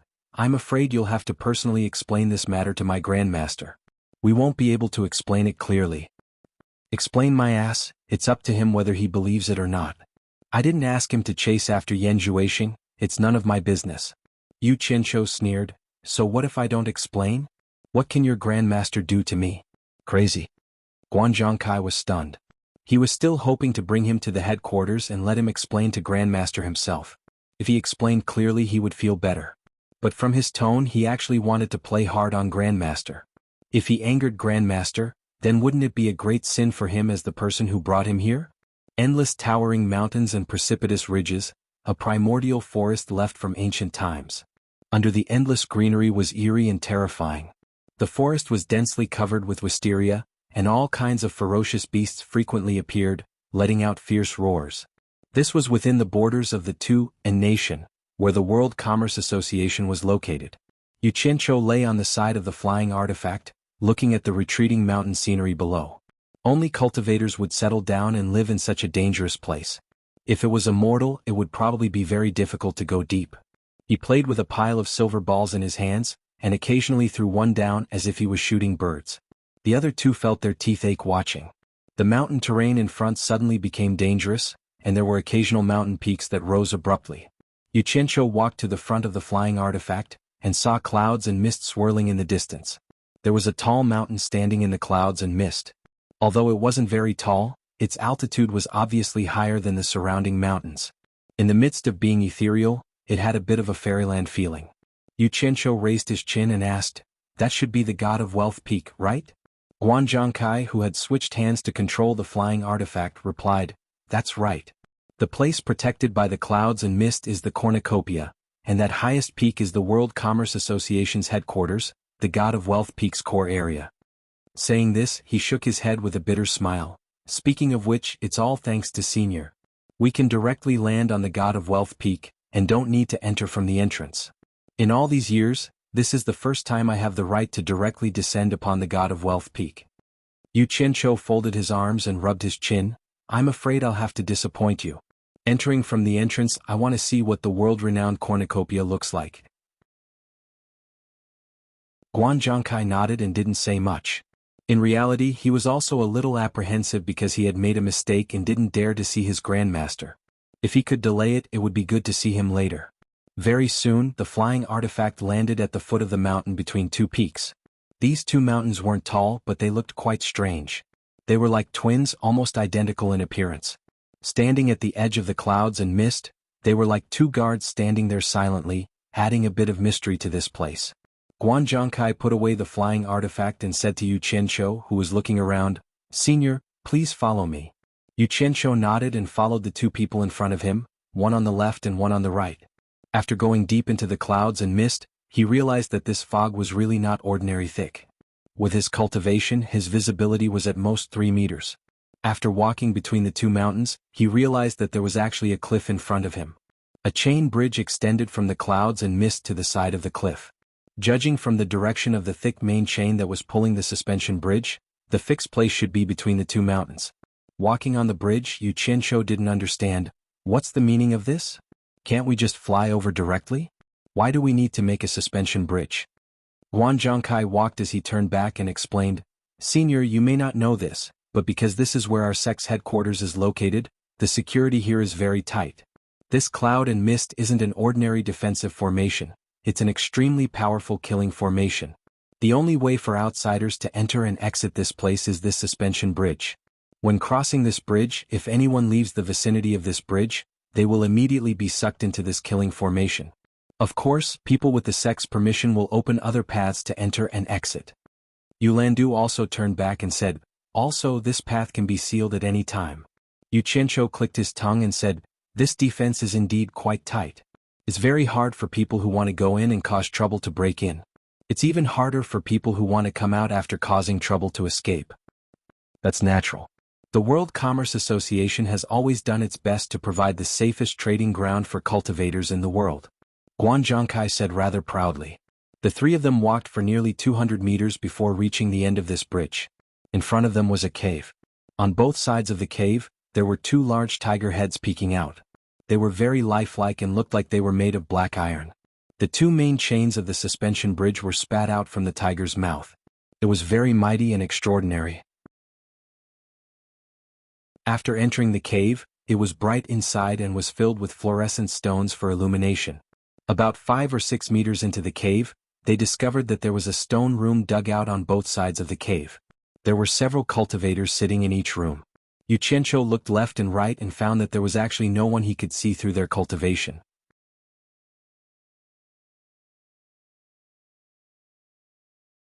Chapter 591. As expected of the headquarters of the World Chamber of Commerce. Even the gatekeepers were at least at the tribulation passing stage. Yu Qianqiu was secretly awed. Guan Zhongkai cupped his hands in greeting and greeted, Martial Uncle. Yulan followed suit and cupped her hands in greeting. A man walked out from each of the two stone chambers and nodded at Yulan. His gaze fell on Yu Qianqiu. Guan Zhongkai hurriedly introduced, this is Niu Yid, Senior Niu. He's someone Grandmaster wishes to see. This disciple has been ordered to lead the way.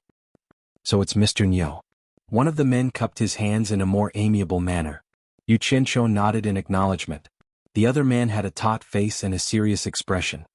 He frowned and asked, Guan Zhongkai, since you're honorable master's guest, why are you walking here? Guan Zhongkai replied, Senior Niu wishes to see the scenery of Cornucopia and specifically requested to enter from here. The man replied, Mr. Niu, to enter from here, you need a jade archive as a guide. Do you have one on you? Yu Qianqiu could hear a hint of displeasure in his tone. He thought to himself, did I offend you? He calmly shook his head and said, no. Then there's no other way. I'm afraid I'll have to trouble you to turn back and enter through a special passage. The rules here cannot be broken, the man said expressionlessly. Guan Zhongkai was stunned. Yulan also looked left and right in astonishment. The other man with a more amiable expression said in a low voice, Junior Marshal brother, don't be rash. This is honorable master's guest. He cupped his hands in greeting and smiled at Yu Qianqiu. Mister, please don't be offended. My junior marshal brother has always been like this. Please follow me and apply for a jade archive. After that, you'll be able to enter and exit freely. So it's possible to apply for a jade archive. Yu Qianqiu chuckled. He stared at the unfriendly man and asked softly, so you're saying that you're deliberately making things difficult for me by asking me to turn back? Guan Zhongkai was shocked. He had personally experienced Niu Yid's prowess.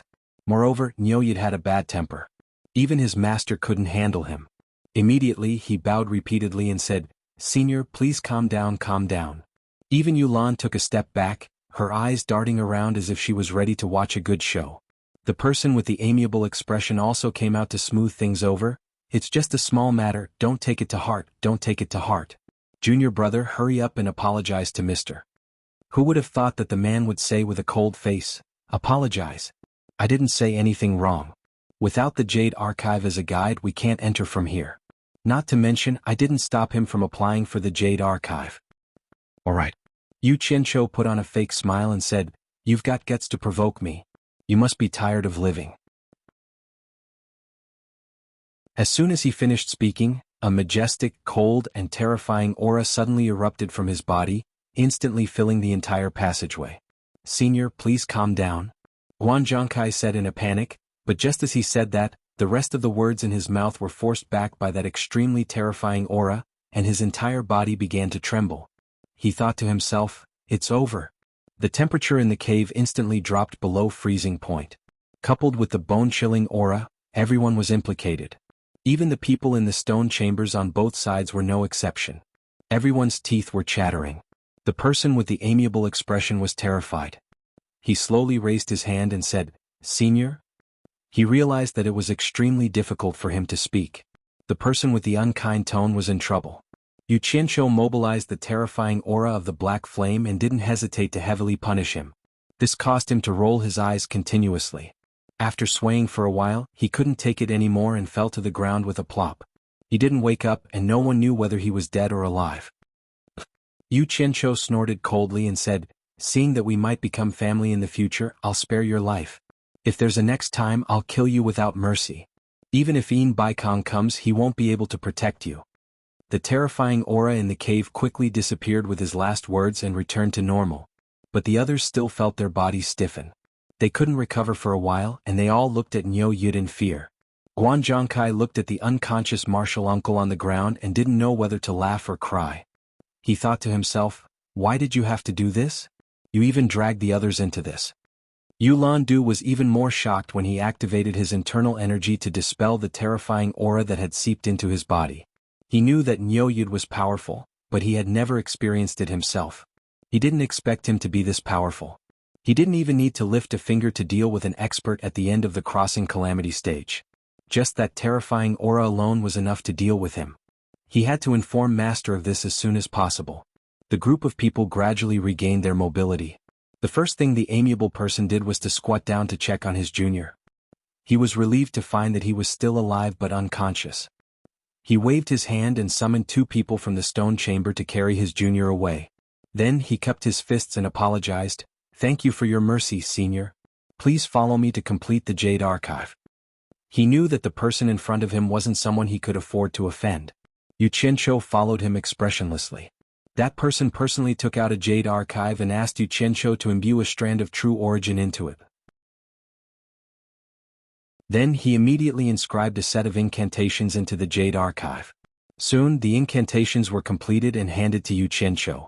"How many spirit stones do you need?" Yu Qianqiu waved the Jade Archive in his hand. That person waved his hand and said, "Senior is my master's honored guest. How could I dare to accept your spirit stones?" Then he gave Guan Zhongkai a look. Guan Zhongkai understood and hurried over to invite Yu Qianqiu to leave. Yu Qianqiu couldn't be bothered to waste his time here and left with the 2 of them. That person remained behind Miao Yi and bowed, saying, "Farewell, Senior." Then he smiled bitterly and shook his head, slowly letting out a sigh. He thought to himself, "I finally sent this terrifying guy away. How terrifying." With his hands behind his back, Yu Qianqiu walked forward. The people standing in the passageway hurriedly made way for the 3 of them. They all stood on either side of him and looked at him with reverence. These people were cultivators from various places who had to pass through the passageway. They didn't expect to bump into the famous Niu Yud here. Not to mention they even got to watch the show. However, the aura that filled the cave just now was too terrifying. Even now, everyone still hadn't fully recovered from it. After walking for a short distance, they discovered a profound light screen blocking their path. The color of the light screen was almost exactly the same as the luster of the fluorite.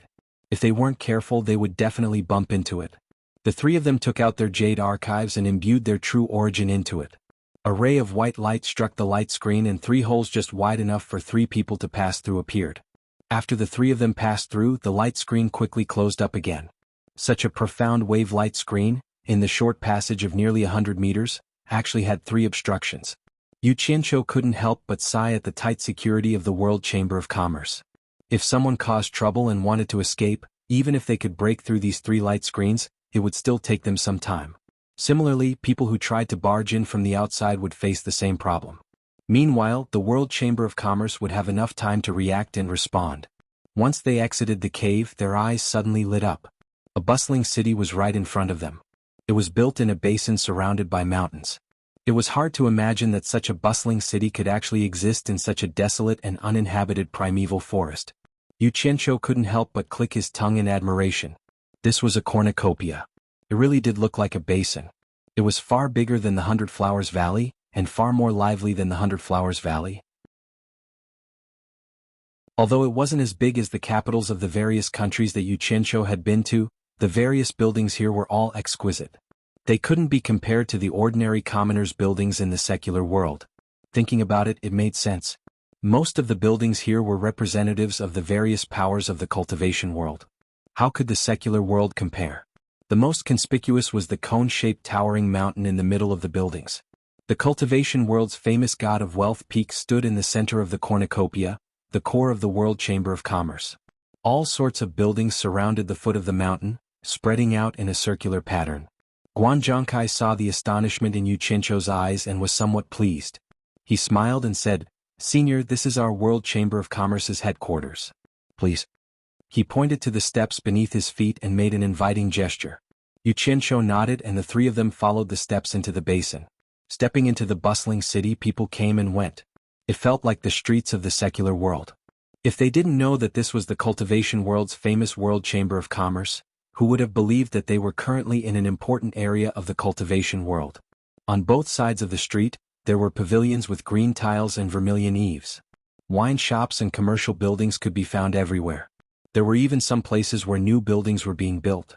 As Yu Qianqiu looked left and right, he couldn't help but sigh that Yin Baikong was indeed a talent for business. He managed to manage such a remote place into such a prosperous place. On the way they saw people constantly greeting Guan Zhongkai and Yulan. However, when they saw the two of them respectfully accompanying a middle-aged man, they couldn't help but look at him in astonishment. They felt that he looked a little unfamiliar. But then they remembered that the two of them had been accompanying a certain person in the cultivation world during this period of time. Their expressions changed slightly as they remembered who that person was. Not long after, the news that Niu Yid had arrived at the World Chamber of Commerce spread through the entire cornucopia at lightning speed. Dormant Spring? Yu Qianqiu stared at the signboard of a building and read it out loud. Then he looked at the dozen or so gorgeously dressed women downstairs. These women were basically all at the foundation establishment stage. They constantly tugged at the male cultivators passing by on the street. Yu Qianqiu opened his mouth, thinking that he was seeing things. He asked the two of them blankly, "What are they doing?" "Soliciting customers," Yulan said disapprovingly. Yu Qianqiu said in disbelief, "Could this be a brothel? There are brothels in the cultivation world? Do cultivators do this? Are they being forced?" When he said this, his expression didn't look too good. Guan Zhongkai explained, "No one is forcing them, they're all voluntary.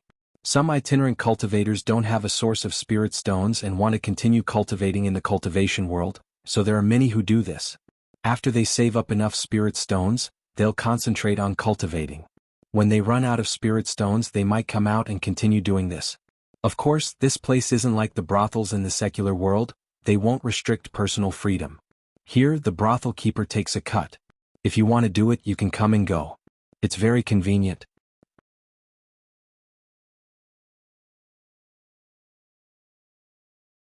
Chapter 592. Very convenient? Yu Qianqiu's expression was lifeless. He really didn't expect that these immortals in the eyes of the secular world would actually be in this line of work. He subconsciously couldn't accept it. He shook his head helplessly and said, "They're all quite good-looking. Of all the things they could do, why did they have to be in this line of work?" Yulan looked at him with a somewhat strange expression. It was the kind of expression that seemed to say that he didn't understand the suffering of the world. She smiled and said, "Senior's cultivation is profound. I'm afraid you rarely come into contact with low-level cultivators, especially those itinerant cultivators. They'll do anything for spirit stones." Yu Qianqiu rolled his eyes and said, "Who said that? I've come into contact with many itinerant cultivators in Ghost Manor, but I've never heard of cultivators in this line of work." Yulan smiled and said, "Who would go around talking about it after doing this line of work? It's only made public in cornucopia. In fact, there are many itinerant cultivators out there who do wild work, but it's not safe. They often put in the effort but don't get anything in return. They might even get themselves killed." "That's right." Guan Zhongkai nodded and said, "It's different here. As long as they pay taxes, they'll receive the protection of world commerce. They'll get something in return if they put in the effort." "Are these people all itinerant cultivators?" Yu Qianqiu asked as he stared at Spring Slumber. "Of course.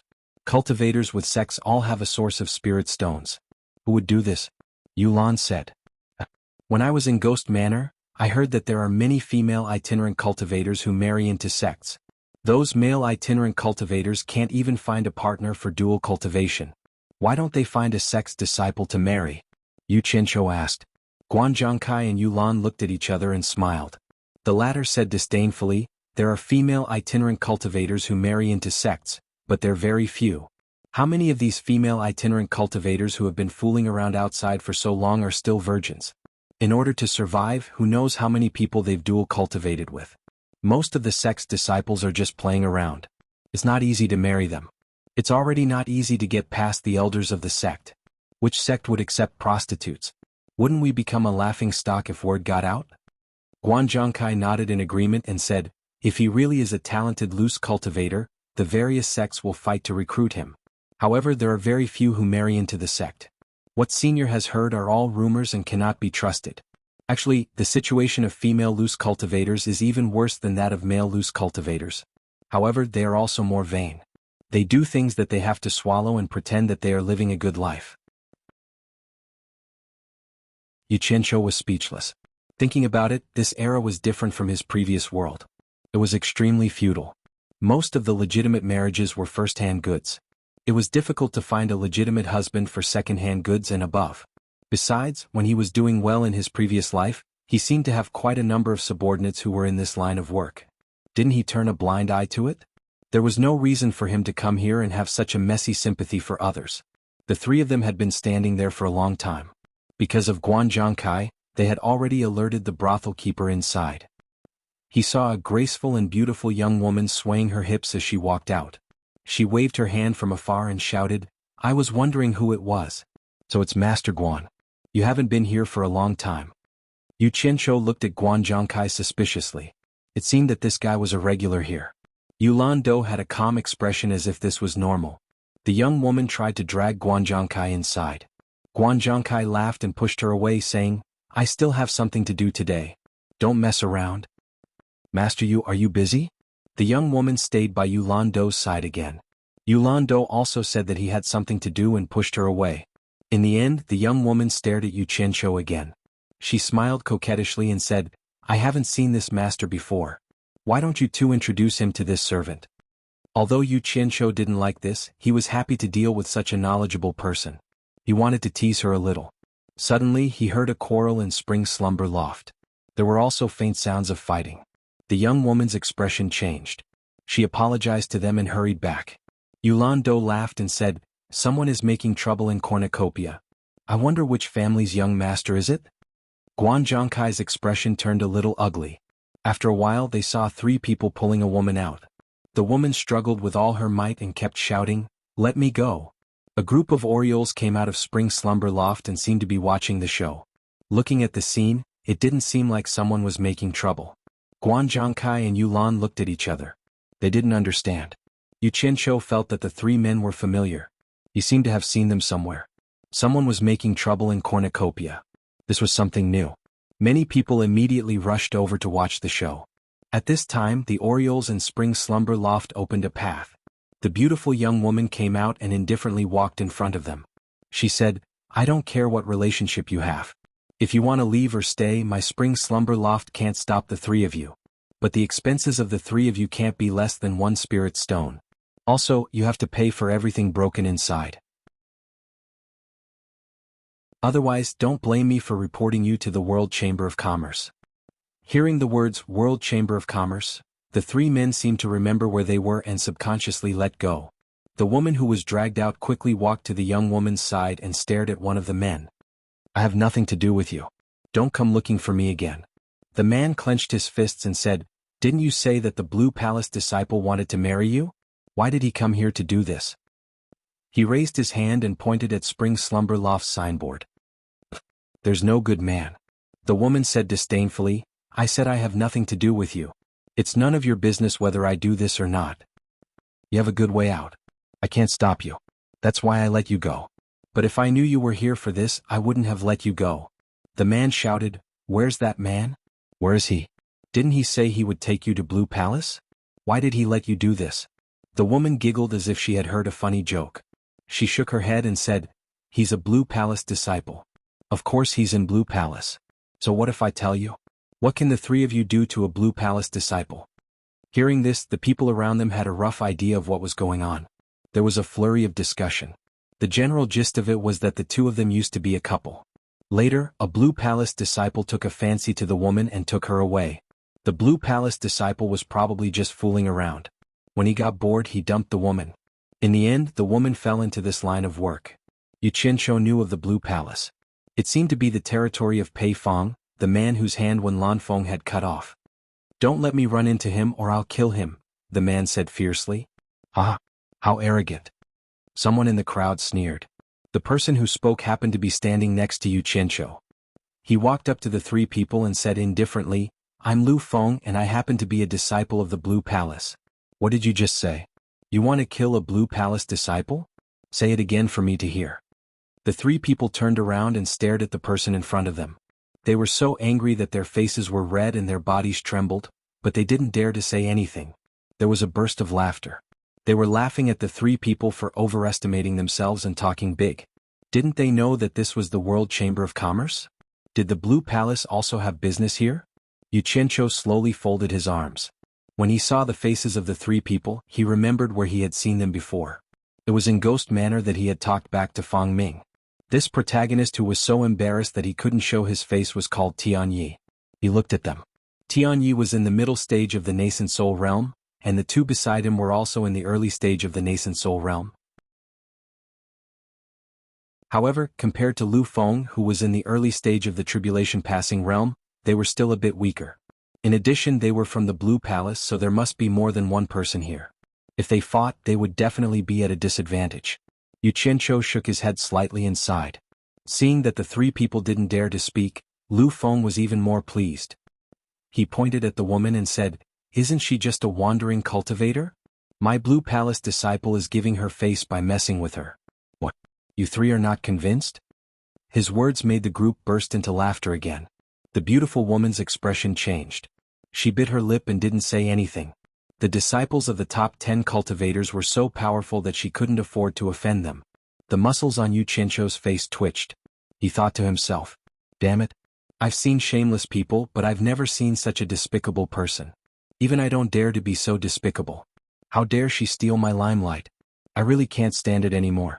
If I watch too much, I'll lose my appetite and lose face as a man. I'm a man, so I can't just stand by and watch." Yu Qianqiu nudged Yu Lan and Guan Zhangkai, who were in front of him. The two didn't know what he was going to do, but they still moved aside. He walked out expressionlessly and stood quietly behind Lu Feng. Everyone's eyes were on him. Guan Zhangkai and Yu Lan looked at each other and felt that something was wrong. Amano and the other two looked over and were stunned. They had seen Niu Yud at Ghost Manor, so they naturally knew him, but they didn't expect to see him here. Seeing that everyone was looking over, Lu Feng thought that they were looking at him. He continued to be arrogant and proud. He pointed at Amano and the other two and said, "How dare you say that you want to kill the Blue Palace disciple in public? I think you must be tired of living." Before he could finish speaking, he suddenly felt someone pat his shoulder from behind. As soon as he turned his head, his vision blurred. Then he heard a paw sound. His eardrums buzzed and he felt a burning pain on his face. It was so painful that it was a little numb. Lu Feng staggered a few steps and shook his head to see clearly who had hit him. It was a middle-aged man with a smile on his face. He subconsciously asked, "Who are you?" Then he remembered that he had been hit in public. He immediately shouted angrily, "You're courting death." Without another word, a blue flying knife flashed out of his pocket and directly shot towards the other party. Yu Qianqiu still looked at him with a smile on his face. The flying knife flew towards his chest, but he didn't dodge it. He just lightly flicked his finger at it. His movement was so casual that it was like he was chasing away a fly. With a clear ding sound, the blue knife paused in the air for a moment. Then, like a deflated balloon, it turned into sparkling blue powder and drifted to the ground.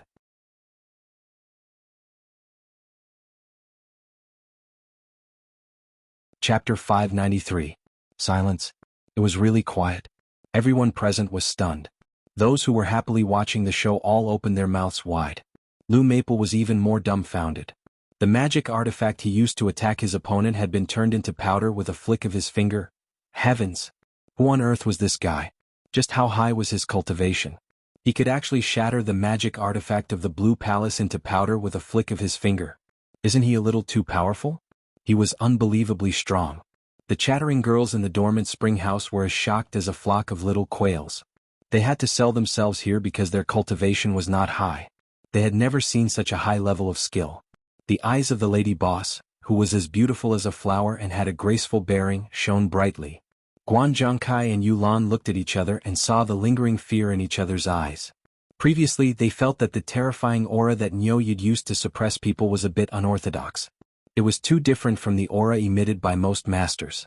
Perhaps there was still a gap between his real cultivation and that of the top 10 masters. But this flick of his finger could be said to have shocked them in a dignified manner. He had shattered the magic artifact of the Blue Palace into powder. This was not something that could be achieved by opportunistic means. This was the real deal. There was no earth-shattering aura, nor was there any frightening noise. There was only a soft ding. It was hard to imagine how much power was contained in this flick of his finger. This level of cultivation had probably reached the legendary return to simplicity stage. They believed that with the cultivation of the top 10 masters, they could also shatter the magic artifact in Lu Maple's hand. But to shatter it into powder, the two of them couldn't help but wonder if the top 10 masters could do it. They had heard that Niu Yud had shown this skill in the ghost manor before, but the concept of shattering it was only limited to shattering it. It was not as terrifying as what they saw now. Too strong. The two of them looked at Niu Yud with more and more awe. This person was definitely a real top master. He is Niu Yud, someone in the crowd said weakly. He is the ruthless Judge Niu Yud? Many people couldn't help but exclaim. Nowadays, who hadn't heard of the ruthless Judge Niu Yud? This name was very famous in the cultivation world. Recently, the cultivation world was not at peace. Could be said that he was an extremely daring person. He even dared to swindle the spirit stones of the top 10 experts. It was said that he was a person who killed people without blinking an eye. The people who had formed a circle to watch the show subconsciously squeezed back. It was not a good thing to be too close to this guy. You are Niu Yud, Senior Niu?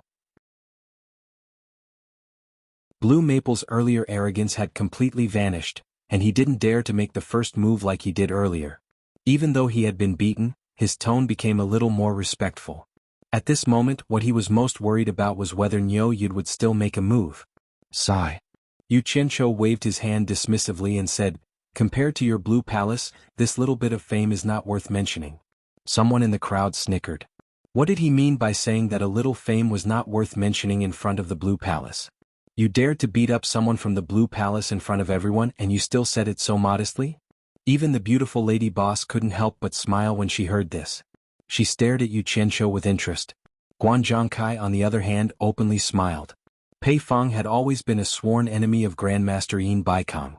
However, the World Chamber of Commerce did business with the people of the world, and their reputation was their priority. It was not good to find fault with them in cornucopia. Now that Niu Yud had made a move, it couldn't be any better. This guy was famous for being reckless. Others might be afraid of Fatty Pei, but he probably wouldn't be afraid. The truth had already been proven. The World Chamber of Commerce's law enforcement guards quickly swept over from the street. Guan Zhongkai flashed out and blocked their way. No one knew what he said to them, but they looked at each other and smiled. They all stood on the rooftops to watch the show, deciding not to enforce the law for the time being. Blue Maple saw the crowd's mocking eyes and immediately blushed. He gritted his teeth and said, "Senior, you are a contemporary expert. Why are you deliberately making things difficult for me?" Yu Qianqiu waved his hand disdainfully and said, "You already said that I am a contemporary expert. Do you think I would deliberately make things difficult for you?" The crowd snickered again. They found that Niu Yud's words were a bit shameless. He really didn't have the demeanor of an expert.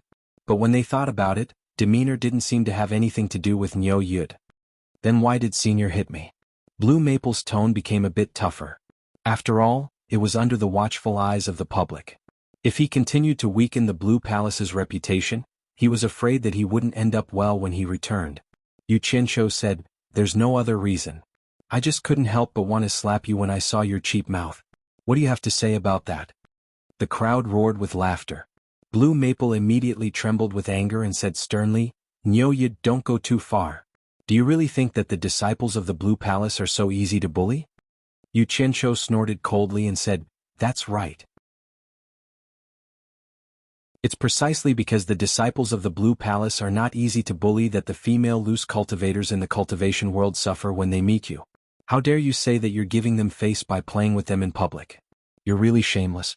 You're a disgrace to all men. Damn it. If you want to play with them, then so be it. No one can control you. Why do you have to make it sound so disgusting and even show off? If I don't slap you, I can't eat or sleep well. I came here because I heard about your reputation. I want to see how easy it is to bully the disciples of the Blue Palace. His words. The group of women in the sleeping spring house were all heaving up and down. They seemed to be a little excited. The graceful lady boss stared at him silently, unblinking. You really want to openly provoke the Blue Palace? Blue Maple had no choice but to use the name of the Blue Palace to pressure him again, hoping that the other party would back down. Yuchencho smiled faintly and turned to stare at Amano and the others. He said, Amano. Amano greets Senior Nyo. Amano hurriedly came over and bowed. He seemed a little excited. He didn't expect such a person to remember his name. The other two also hurriedly came over and bowed. There was a soft murmur in the surroundings. From the way Nyo Yid addressed them, it seemed that he knew these three people. The beautiful lady boss's eyes dimmed slightly. She thought that Nyo Yid was standing up for the female cultivator who had been humiliated, but it turned out that he was doing it for these three people. The woman in pink next to her was the heroine of this matter. Her eyes lit up. It seemed that she didn't expect the three of them to know someone like Nyo Yid. The expression on her face kept changing. Yu Qiancho nodded slightly and said, I didn't expect to see the three of you here after we parted ways at the Ghost Manor. It seems that we're really fated. Yes. The three of them bowed. They were so excited that they didn't know what to say. Amano, I heard you say that you want to kill the disciples of the Blue Palace. Did I hear you correctly? Yu Qiancho said as he looked at Blue Maple. Blue Maple's expression changed. He felt that something was wrong. The people around them looked at each other in dismay. They could tell what was going on in his words. Yes. Amano replied, but he seemed a little uneasy. All right, I'll give you a chance. Yu Qiancho raised his chin at Blue Maple and said, the three of you go and kill him. Blue Maple was shocked and said sternly, Nyo Yid, you're openly going against the Blue Palace. My ancestor won't let you go. Then he shouted at Amano and the other two, how dare you? Amano and the other two hesitated. They didn't have the guts to kill the disciples of the Blue Palace. Unless they wanted to die in the future, that would be more likely. Yu Qiancho glanced at the three of them and said indifferently, where's the courage to cause trouble in the World Chamber of Commerce? I don't accept cowards as my subordinates. As soon as he said this, the crowd was in an uproar. Many people looked at Amano and the other two enviously. What he meant was that if they killed Blue Maple, they would be his subordinates in the future. The three of them weren't fools. They naturally understood what he meant. As itinerant cultivators, they knew how rare this opportunity was. Even if they had to risk their lives, it would be worth it. Fu Chun and Qin Jiaxing of Ghost Manor were so glorious after they followed Nyo Yid. They could order all the experts in the final stage of the tribulation stage around the world around, which made many itinerant cultivators envious. Something that could only be imagined in their dreams actually happened to them. The three of them looked at each other. They were in high spirits as if they had been injected with chicken blood. If they didn't take this chance, they would be letting themselves down. So they nodded at each other. With flying swords in hand, they dashed forward and immediately surrounded Blue Maple in a triangular formation. Try and touch me if you dare. Blue Maple threatened. A blue saber appeared in his hand again. He looked around as if he didn't want to fight and wanted to escape. Kid, I'm here. If you dare to escape, I promise you'll die a horrible death. Yu Qiancho said indifferently, if you can defeat the three of them, I'll spare your life. If you dare to escape, I'll kill you immediately. Blue Maple's face turned pale. He immediately dismissed the idea of escaping because he didn't have the slightest confidence that he could escape from such a terrifying expert like Nyo Yid. As his eyes drifted, he suddenly stopped and saw Guanzhongkai in the crowd. He immediately said loudly, Senior Guan, our Blue Palace does business in Cornucopia and has paid all the taxes. We should enjoy the protection of the World Chamber of Commerce. Is the World Chamber of Commerce really going to turn a blind eye to it? Where is the credibility of the World Chamber of Commerce? This accusation was too big. Guanzhongkai's expression changed and he waved to the roof. The law enforcement guards flashed to the middle and surrounded Blue Maple. The latter was slightly relieved. He wasn't afraid of Tianyi and the other two but Nyo Yid. The other side was clearly determined to kill him. If such an expert played any tricks during the fight, he probably wouldn't even know how he died. At this moment, 5 or 6 people in blue clothes appeared out of nowhere and flashed to the scene. They also protected Blue Maple. Blue Maple glanced at them and silently gritted his teeth. He couldn't say anything at this time. But he was well aware that these fellow disciples had been nearby just now. They probably didn't dare to come out when they saw Nyo Yid looking for trouble with the Blue Palace. Now that the World Chamber of Commerce's people had stepped forward, they appeared one by one.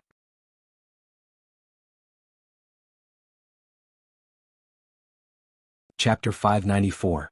Yu Qianqiu glanced at the group from Blue Palace with some disdain. But to the surrounding cultivators this wasn't a big deal.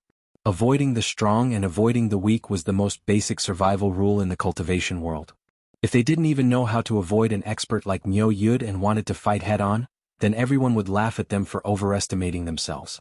Guan Zhongkai walked into the field with a bitter expression and cupped his hands towards Yu Qianqiu. "Senior, please calm down. This is the headquarters of the World Commerce Association after all, and no one is allowed to cause trouble here. Senior, please let them go for the time being on account of my grandmaster. I will give Yin Baikong an explanation. Besides..." Yu Qianqiu's eyes turned cold as he swept his gaze across the field and finally landed on Lu Maple's face. He said indifferently, "It's not that the World Commerce Association didn't do their duty, but I stopped them." Lu Maple was shocked. He didn't think that the other party wouldn't even give face to the World Commerce Association. From his tone he still wanted to kill him. Since that was the case, he had to escape even if he didn't want to. Without another word he flew up in a flash. Who knew that he would run into a ball of cold air after flying up a few meters? Apart from the bone-piercing chill, there were also all kinds of extreme negative emotions that could frighten one's soul. They easily broke through his stubborn will and directly and intensely crashed into his sea of consciousness. His consciousness sank into a coma in despair. His body stiffened and he fell uncontrollably. Under everyone's gaze, Lu Maple had just flown up when his eyes rolled back and his limbs fell stiffly to the ground with a plop. No one knew what had happened to him. He looked at Nyo Yid again and felt his hair stand on end. He didn't even know how he had done it. His cultivation was indeed ridiculously high. "You had a chance to live but you didn't want it. I told you not to run in front of me, but you didn't believe me." Yu Qianqiu said indifferently as he stared at Lu Maple on the ground. Actually, his cultivation was about the same as Lu Maple's, but he had expected Lu Maple to run. After all, struggling before death was human instinct. So he had secretly placed a black flame aura on Lu Maple's head in advance just in case. Since his cultivation had reached the tribulation stage, it was not difficult for him to do something like this in a short distance. Unless there was someone with an extremely high cultivation at the scene, under his deliberate suppression, it would be very difficult for an ordinary expert to discover it unless they were personally present. This was because it wasn't something that could be seen just by looking at it. But so what if someone found out? It didn't mean anything. On the other hand, it would be embarrassing if he couldn't make Blue Maple stay. Several Blue Palace disciples were shocked and surrounded Blue Maple. The leader said sternly, "Guan Zhongkai, is this the reputation that your World Chamber of Commerce boasts?" The World Commerce's law enforcement guards all looked at each other in dismay, not knowing what to do. In reality, everyone knew that no matter what rules were, in the face of power they were worthless. Rules would always restrict the majority of ordinary people. For those at the top there was no restriction at all. Guan Zhongkai said with a bitter face, "Senior, don't make things difficult for our world commerce. I've said it before, it's not that your world commerce isn't doing its duty, it's that I've stopped you." Yu Qianqiu spread his arms and a majestic and terrifying aura quickly surged in all directions. Although everyone present was in broad daylight, they felt as if they had fallen into the netherworld. Each and every one of them was on the verge of collapse. Yu Qianqiu wanted to establish his might now. How could he just sit back and do nothing? If he didn't show some ability, how would he have the qualifications to negotiate with an expert like Yin Baikong? Everyone thought that Yen Zhuixing was lying about the matter. Perhaps Yin Baikong was sharpening his blade right now. So he had to make the other party have some misgivings, or at least make the other party think that they were on the same level. That way both sides would have the patience to talk properly. Otherwise, if an expert like Yin Baikong were to personally test the waters, it would be guaranteed that there would be one funnel after another, unable to hide from the other party's discerning eyes. At that time, no matter how extravagant your words were, it would all be fake. Strength was the most frightening thing. I believe that Yin Baikong will know everything that happened here. Yu Qianqiu raised his head and looked towards the God of Wealth Peak. At the peak of the God of Wealth Peak, there was a pine tree with a long bluestone platform beside it. A cultivator was lying on it, unconscious. He was the expert who was injured by Yu Qianqiu in the passage, one of Yin Baikong's disciples. "Niu Yid, you don't even put me in your eyes. You actually dared to injure this old man's disciple in the treasure bowl," Yin Baikong said hatefully. Even cool breeze and drifting cloud couldn't remove the haze on his face. Sikongju said, "According to the disciple who was carried here, it was junior brother who provoked Niu Yid first, but he couldn't withstand Niu Yid's aura, that's why." Yin Baikong was slightly startled. He asked in confusion, how could he not know that Niu Yid's cultivation is higher than his and still provoked him first? Sikongju said with a guilty conscience, "Junior brother's 3 disciples all died in the pursuit of Yan Juexing. That's why he didn't show any mercy to Niu Yid." As he said this, Yin Baikong glared at him fiercely. Yin Baikong pressed one hand on the unconscious disciple's chest, and after checking the injury he frowned. He then spread his fingers and a white mist enveloped the disciple on the bluestone platform. Soon after, a faint gray mist slowly rose from the disciple's body, and gradually formed a thick gray ball in his palm. The white mist disappeared and Yin Baikong held the gray ball in his palm to examine it. He squinted his eyes and said, "It's actually death chi. This is obviously something that only dead people have. Someone actually emitted an aura of death chi. This is really unheard of. Looks like this Niu Yid is being lenient. Once the life force in his body is completely taken over by the death chi, his life will be gone." With a wave of his hand, the gray ball flew far away, turning into a puff of smoke. Not long after, the cultivator on the bluestone platform slowly woke up. Seeing Yin Baikong standing at the side, he struggled to prop himself up and weakly said, "Master, senior brother." Just as Sikongju supported him, he saw a person flashing down the mountain. The person nodded to Sikongju, then immediately bowed to Yin Baikong and said, "Master, Yu Qianqiu is outside the sleeping spring loft, and had a conflict with the people of Blue Palace. From the looks of it, it's very likely that he wants to kill the people of Blue Palace." The person roughly explained the situation and Yin Baikong and Sikongju were stunned. The former then waved his hand and said, "Got it, first help your junior brother to rest." After the two left the mountain, Yin Baikong stroked his beard and said in a low voice, "Could it be that this Niu Yid really has such strength, that he doesn't even care about Fatty Pei who is at the late soul formation stage?" In his heart, he also weighed his own strength and now he was a little worried about the consequences of inviting this Niu Yid. If it was easier to invite a god than to send him away, then it would be terrible. Regarding Yan Juexing, he had already temporarily put aside the matter.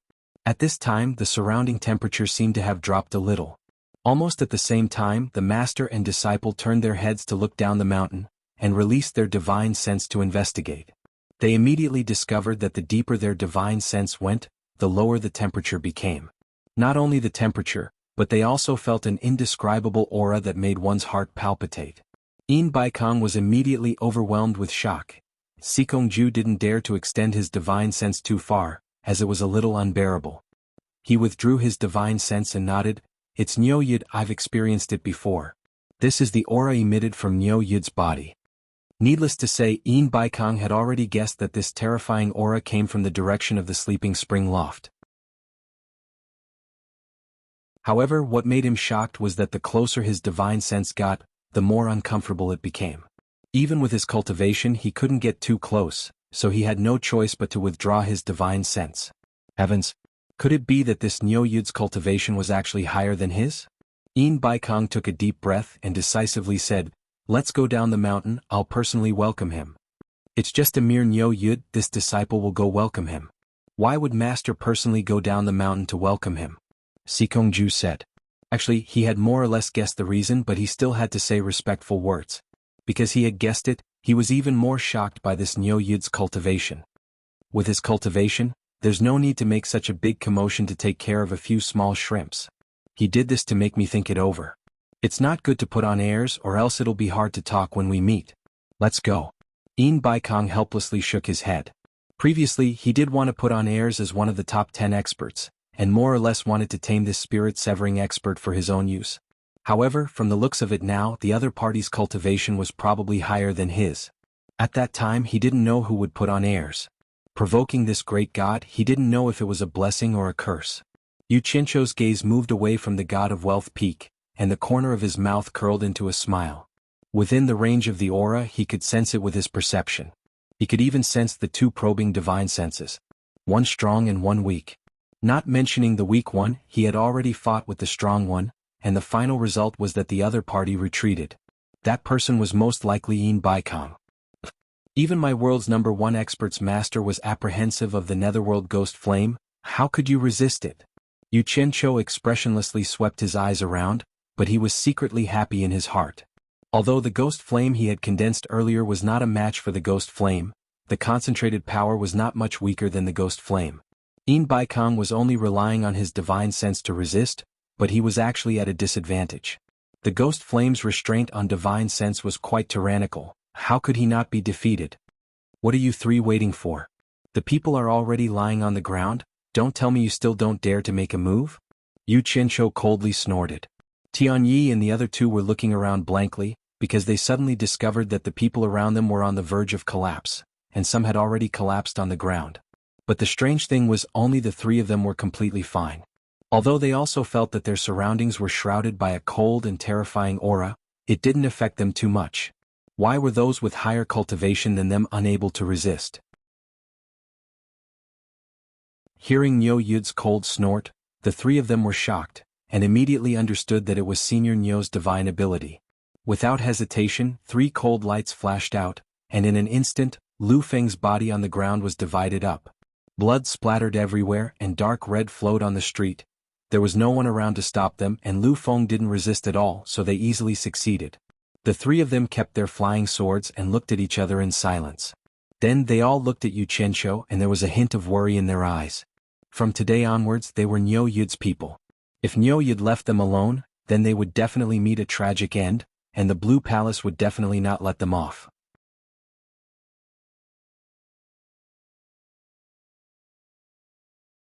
Chapter 595. Yu Qianqiu opened his arms slightly, and a terrifying aura flowed into his body like a tide. The surrounding temperature slowly returned to normal, and the people who had fallen to the ground slowly regained their senses. One by one they let out a weak moan, looking a little weak. Yulan Do and Guan Zhongkai's cultivation were relatively high. Although their faces were a little pale, it was not a big deal. After all, the death aura that invaded everyone's body had been absorbed by Yu Qianqiu. Yu Qianqiu didn't want to make things too big at the moment. Otherwise, these people present would be in trouble. Even so, everyone looked at Yu Qianqiu with fear in their eyes. Those who could still move dispersed one after another. They had no interest in watching the show. If they had known that they would encounter such a thing, no one would have come to join in the fun. Guan Zhongkai was the most depressed. No one here was more unlucky than him. This was the 3rd time he had experienced this terrifying torture. It was not an exaggeration to say that it was torture. After the terrifying aura invaded his body, it constantly dispelled the vitality in his body. His whole person seemed to have become a walking corpse, and his weak consciousness could not control his body at all. It felt like he was struggling on the edge of death. Every second of suffering was worse than a day that felt like a year, and it was extremely uncomfortable. Yulan Do, who had been messed with twice as soon as she came to Cornucopia, also didn't know whether to laugh or cry. The two of them looked at each other and looked back and forth.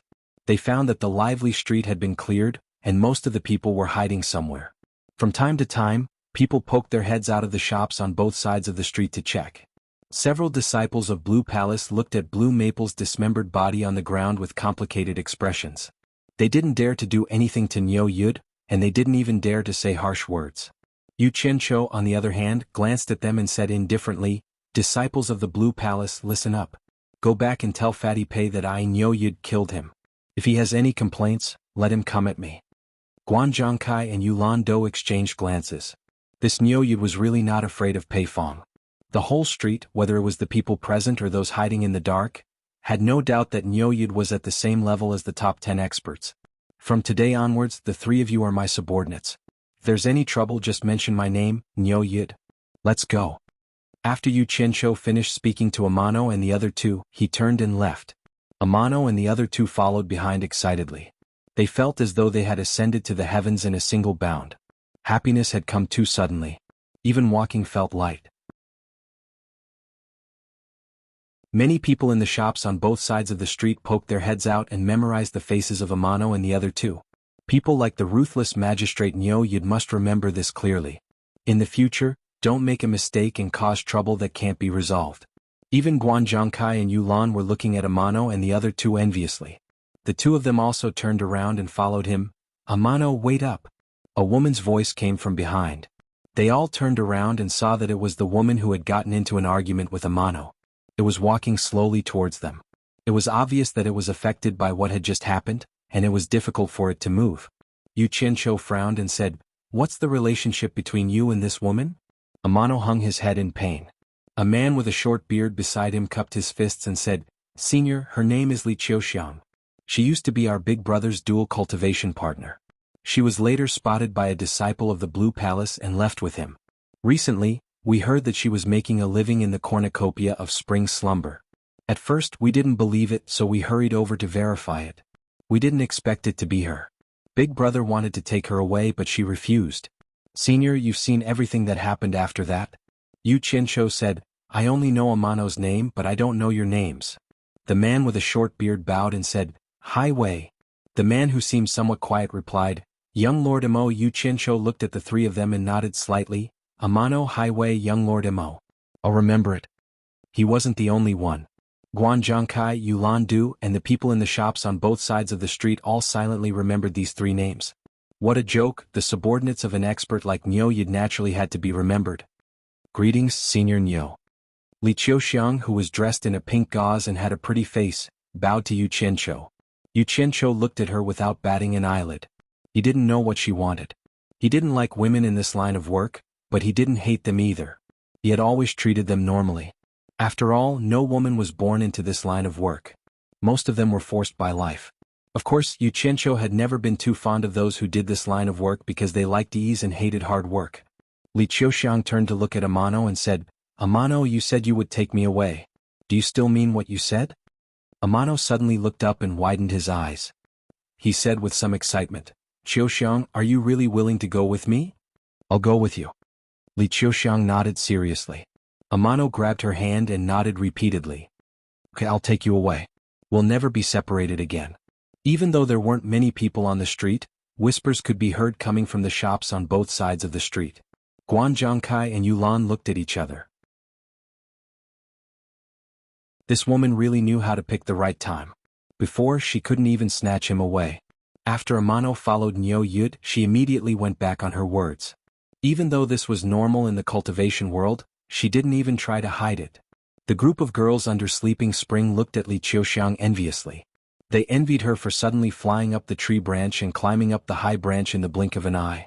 From now on, she wouldn't have to live a life where everyone could bully and humiliate her. In the future, she might even become a famous figure in the cultivation world. Hai Wei and Mo Xiaojun were quietly sizing up the shocked Niu Yid. Yu Qianqiu raised his hand and said, "Wait." Then he asked Li Qiuxiang, "Didn't you say that you and Amano have nothing to do with each other? Why do you want to go with him now?" "Senior is wise." Li Qiuxiang bowed and said, "In the cultivation world, the weak are prey to the strong. Junior is just a weak girl who is bullied everywhere and longs for someone to protect her. The Amano in the past couldn't even protect himself, so how could he protect me? Junior doesn't have a sense of security if I follow him. Instead, I will become a burden to him. But now it's different. Amano has Senior's protection, so how many people in the world dare to touch him? This is what Junior is pursuing. Now that I have this opportunity, even if others call me a shameless whore who can be ridden by thousands of men, I will still have to be thick-skinned and give it a try." The group of women under Sleeping Spring all felt sad when they heard this. Yu Qianqiu's expression froze. He shook his head and said, "You are really direct. You don't beat around the bush at all. Riding on a sword to traverse the world, white bones fly like a mountain bird. The world is like a tide and people are like water. How many people in the pugilistic world return? For Senior to be able to write such a poem, I know that Senior is an expert who has seen through the world of mortals. No matter what lies I say in front of Senior, it will be hard to escape Senior's discerning eyes. Why should Junior knowingly violate the law?" Li Qiuxiang bowed again and said, "Junior's life has not been easy. I regret that I should not have stepped into the cultivation world. If I had known this would happen, I would have become an ordinary mortal's wife. But when I look back, the tree longs for peace, the wind never ceases. I beg Senior to fulfill my wish." This flattery made Yu Qianqiu feel comfortable. Moreover, her words were polite and well-mannered, so he couldn't help but look at her in a different light. Yu Qianqiu was very surprised and looked at her seriously. Helplessness piled up on his face. The wisdom in his eyes was faintly discernible, but most of the time, it was covered by the vicissitudes and numbness. Looking at Tianye's pleading eyes again, Yu Qianqiu paused. Suddenly, he narrowed his eyes and snorted coldly, "Li Qiuxiang, although you said you want to follow Tianyi, you actually want to follow me. But don't you think about what you did in the sleeping spring brothel? No matter what you say, do you think I will keep a woman like you by my side?" Li Qiuxiang's face immediately turned pale when he said these harsh words. The group of women in the sleeping spring brothel were all dejected. What was the difference between him and them? He had smashed the little dreams they had in their hearts. That beautiful lady boss bit her lips with her silver teeth as she stared at Yu Qianqiu. "Senior." Tianyi was almost begging. Yu Qianqiu stared at him coldly, and the surrounding air became cold again. Hai Wei and Mo Xiaojun quickly pulled him back, indicating that he should not anger the senior. "Tianyi, you know what kind of filthy business she's doing now. Don't you care at all?" Yu Qianqiu turned to Li Qiuxiang and said, "Li Qiuxiang, one must know one's limits. Like you said, you're already a whore that thousands of men ride on. Tianyi might have accepted you in a moment of impulse, but do you really think he can take the mockery of others in the future? Can he endure the torment day after day, year after year? Aren't you afraid that he'll be like the Blue Palace disciples and dump you again? How many times do you want to be dumped by a man in this life?" Every word was like a gem. Li Qiuxiang's face was pale. She looked at Tianyi in a daze and asked with a trembling voice, "Do you care?" "You will." Tianyi covered her mouth and shook his head, "I only care about you. You should know that." "Ehe. What a joke." Yu Qianqiu said sarcastically, "Tianyi, even if you don't care, ask her. If one day I Nyo Yid am gone and you, Tianyi, are without my protection. If she meets the disciple of Bai Changchun, the world's #1 expert, who's even more powerful than the Blue Palace disciples, will she abandon you again? She's already said that what she needs is a sense of security, not you. Tianyi, think carefully." The man and the woman looked at each other in a daze. They were provoked by Yu Qianqiu's words one after another. It was as if he had crushed their hearts, rubbed them, and trampled on them again. The two of them were so disheartened that they even wanted to die. How cruel. Even Guan Zhangkai and Yulan Do, the two old foxes, felt that it was too much. They looked at each other and shook their heads. They thought to themselves, if you can't stand it, just kill him. You're an expert, do you really have to do this? You said that Lanfeng's mouth is cheap, but your mouth is even worse than Lanfeng's. Will you? Tianyi asked with difficulty in a hoarse voice. Will I? Li Qiuxiang murmured to herself in a daze. She seemed to have thought of something. After a long time, her eyes regained clarity, but a pitiful smile appeared on her face. She broke free from Tianye's hand. Tianyi shook his head slowly. He looked at Li Qiuxiang with despair in his eyes. Suddenly his eyes widened. He saw Li Qiuxiang's hands forming claws and clawing at his own face. Under her ferocious fingers, deep bloody marks appeared. His skin and flesh were torn open, revealing his bones. Blood flowed down his chest.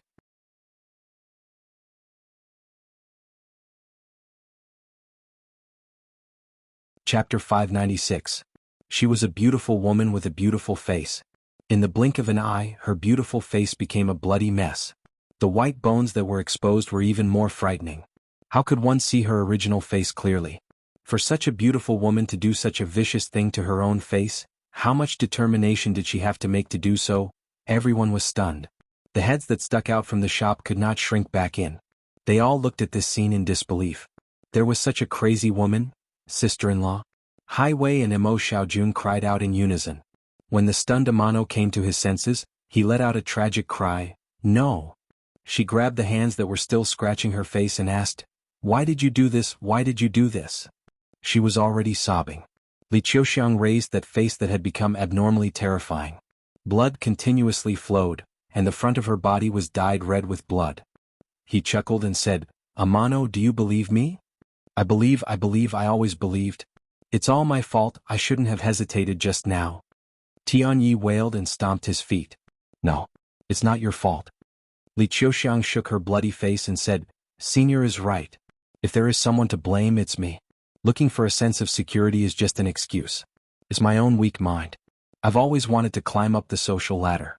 I deserve this. Don't say any more. Hurry up and stop the bleeding." Tianyi wanted to raise his hand to cover her bleeding face, but her face was too badly scratched. He did not know where to start. Li Qiuxiang shook her head again and smiled. It's better if my blood flows clean. I want to be a new person. Unfortunately, her face was too horrifying. No one could tell that she was smiling. Sister Qiuxiang. Below spring slumber, a woman who was probably on good terms with Li Qiuxiang wanted to rush over but was held back by the lady boss. The lady boss said with tears in her eyes, "Let her. This is her chance. Don't disturb her." The group of women all started sobbing. "Highway Xiaojun, hurry up and help me. Help her stop the bleeding." Tianyi was flustered. He did not know where to start. Highway and Mo Xiaojun hurriedly took out some things from their storage bags, and the three men squatted there and got busy. Guan Zhongkai and Yulan looked at the culprit at the same time, only to see Niu Yid standing there coldly without any expression on his face. The two of them were speechless. People really couldn't be compared with each other. By the time the three men were done, Li Qiuxiang's entire face was almost completely covered. Yu Qianqiu snorted coldly. He turned around and said, "Guan Zhongkai, let's go, your Grand Master Yin Baikong is still waiting for me." Guan Zhongkai and Yulan secretly looked at Li Qiuxiang, then followed behind Yu Qianqiu without another word. As the three of them walked forward, all the heads in the shop that had been shaken once again shrunk back. "Senior." Amano ran over and stopped in front of Yu Qianqiu. He knelt down and begged, "Senior, please let me bring her along. She has repented." "Whether she repented or not, what does that have to do with me? Either you go with her or you go with me. Choose one of the two, do as you see fit. Don't block my way, get out of my way." Yu Qianqiu kicked Amano to the side of the street. Under the watchful eyes of the crowd, Guan Zhongkai and Yulan suddenly realized that it was a little embarrassing to follow behind Niu Yid. They scratched their faces in unison and looked at each other blankly. Yu Qianqiu walked a few steps, then suddenly turned around and said, "What about the two of you? Are you going with the two of them or me? There's only one chance, I don't have the patience to ask again." He was asking Highway and Mo Xiaojun. A bunch of heads popped out from the shop again, all staring at Highway and Mo Xiaojun, waiting to see what they would do. Would they go with the two of them or with Niu Yid?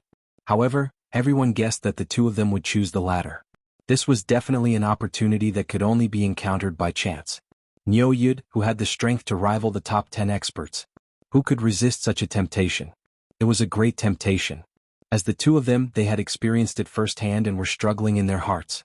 On one hand, they were good brothers who had been together for many years. On the other hand, they had the opportunity to change their lives. It was indeed difficult to decide which way to go. Amano quietly climbed up from the side of the street and walked to the two of them.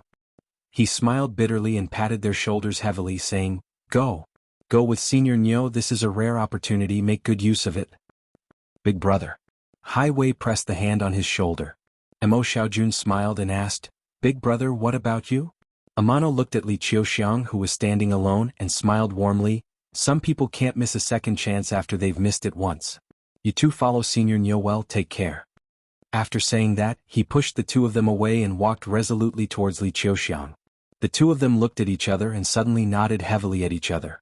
They bowed deeply to Yu Qianqiu, then turned around and shouted, "Big brother," and strode away without looking back. The crowd was in an uproar.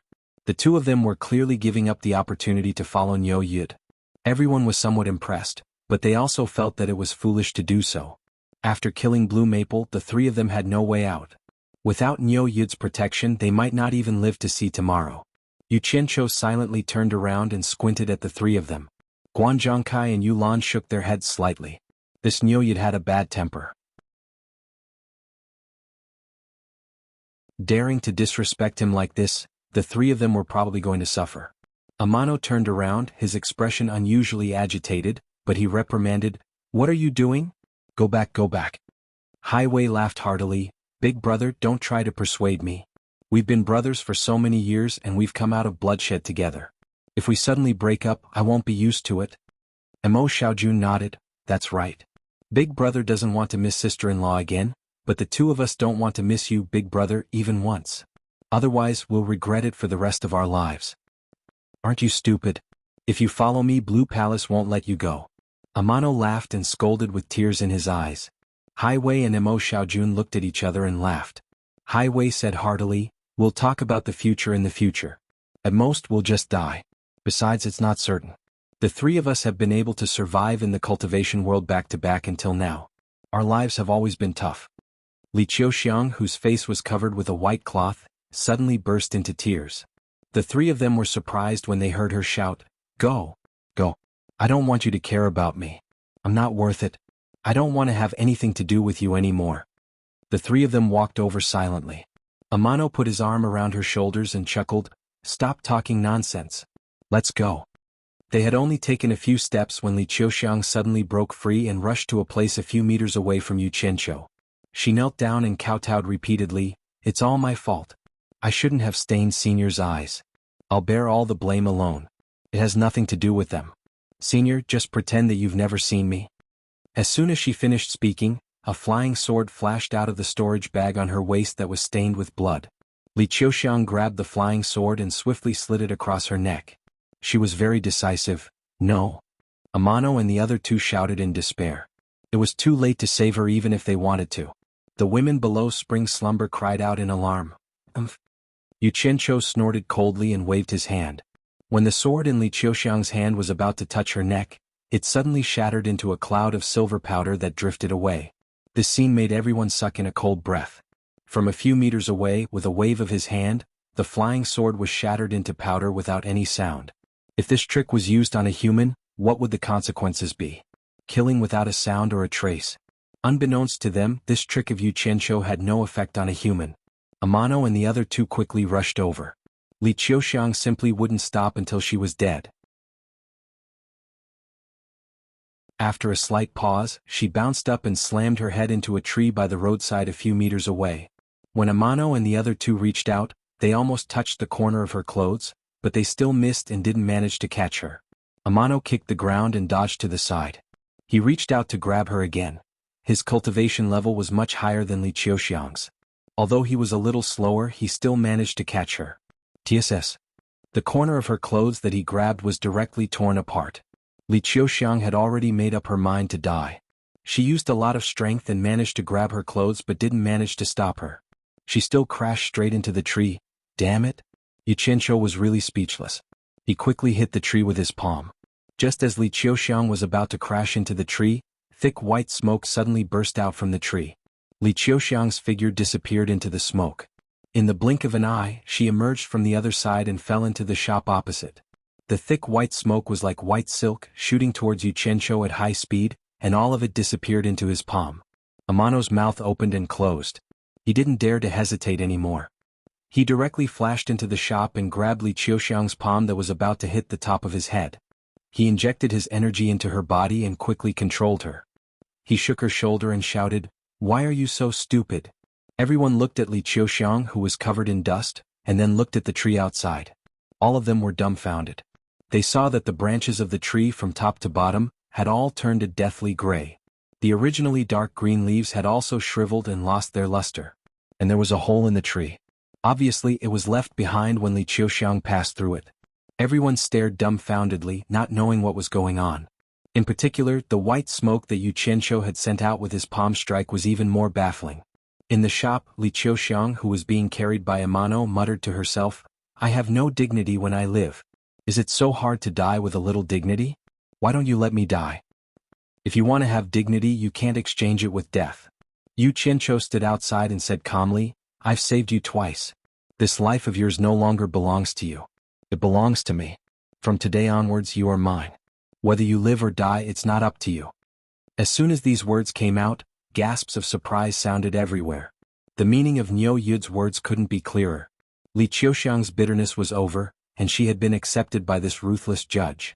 Even though these words were a little roundabout, as long as one wasn't a fool, they could tell.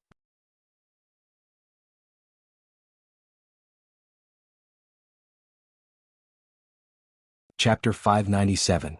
The ones who found it the most unbelievable were probably Tianyi and the others. Li Qiuxiang stared at Yu Qianqiu in a daze. Tianyi, who came to his senses, shook Li Qiuxiang with wild joy and said, "Hurry up and thank Senior Niu. Hurry, hurry." He was so excited that he didn't know what to say. He directly pulled her out. Hai Wei and Mo Xiaojun also followed in surprise. The three men and one woman knelt down side by side and kowtowed. Li Qiuxiang choked with sobs. She wanted to say thank you, but she couldn't. The women in the dormant spring building were crying, but no one knew whether they were crying for Li Qiuxiang or crying for their own tragic fate. "The three of you have decided to leave, so you have nothing to do with me anymore. Why are you still bowing to me? Yu Qianqiu stared at Tianyi and the others and said indifferently. This sentence was no less than a lightning strike. The four of them froze there, not knowing what to do. The women in the dormant spring building all quieted down and looked over quietly. Guan Zhangkai and Yulan looked at each other. This Niuyid was too good at tormenting people. The people in the shops on the street shook their heads and smiled bitterly. At first, the three of them left for this woman. Now that Niuyid accepted this woman, he didn't accept the three of them. No matter what, they still couldn't be together. Senior, Li Qiuxiang said with a trembling voice, please give them another chance. However, Yu Qianqiu slowly closed his eyes and ignored her. Tianyi and the others looked at each other and smiled bitterly. Tianyi slowly stood up and said to Li Qiuxiang, the three of us have nothing to begin with, so we won't lose anything if we leave.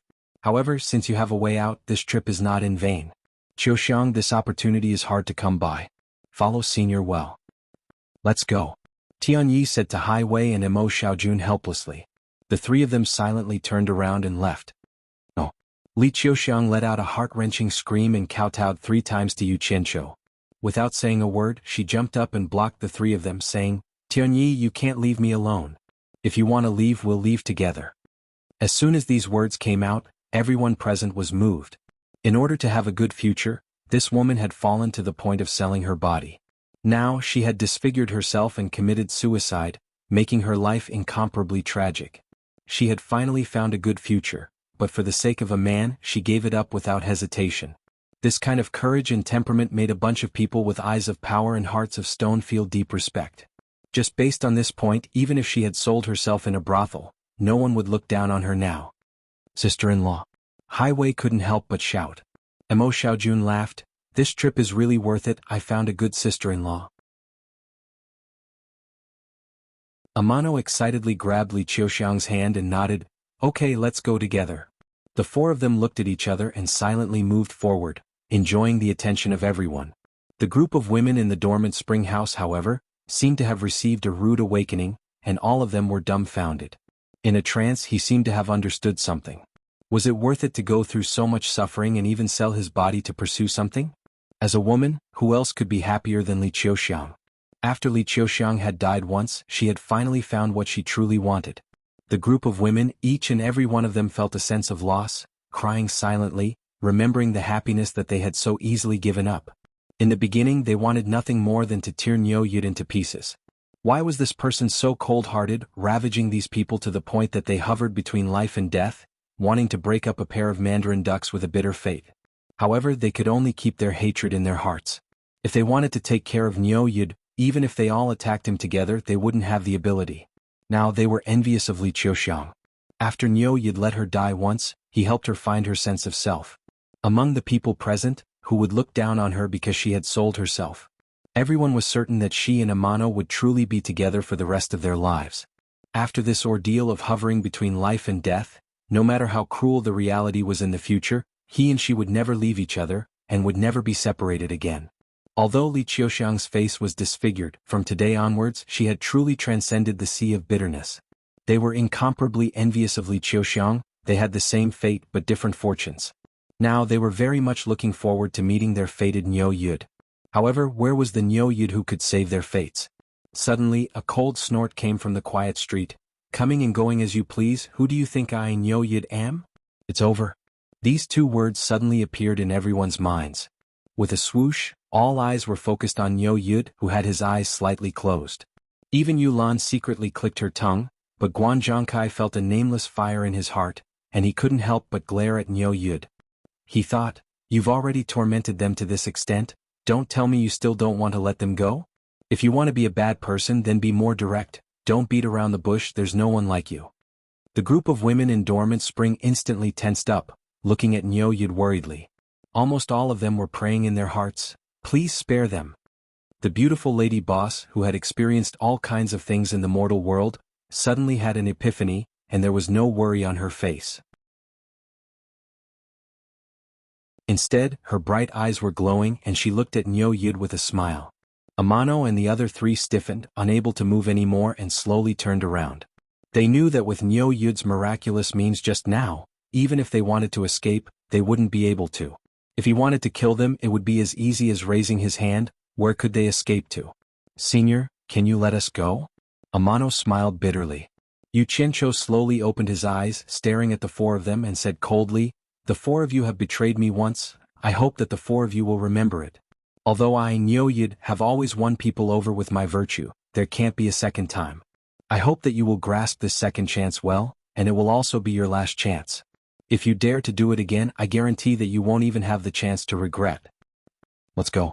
Yu Qianqiu threw a sentence at Guan Zhongkai and Yulan, who were beside him, and turned to leave. The two of them were still pondering the meaning in his words, and then they immediately came to a realization. The two of them looked at each other and smiled, then looked at Amano and the other three and shook their heads. Before leaving, Guan Zhongkai waved at the four of them and said, "Why are the four of you still in a daze? Didn't you hear Senior Nyo say that he has already given you a second chance? What are you still standing there for? Hurry up and catch up." After saying this, Guan Zhongkai suddenly felt a sense of relief in his heart, a very refreshing kind of relief. He was even more pleased than when his cultivation had increased by a level, and he didn't understand why. The two of them followed Nyo Yid slowly forward, and they no longer felt embarrassed like before. Instead, they felt that they had gained face. What was the demeanor of an expert? The behavior of this awesome person in front of them was the demeanor of an expert. Happiness came too suddenly, and Amano and the other three were so excited that they didn't know what to say. Words could no longer describe their current feelings. "Don't make Senior Nyo unhappy anymore, hurry up and catch up." In the shop, a hot-blooded youth with an unknown name waved and shouted with all his might.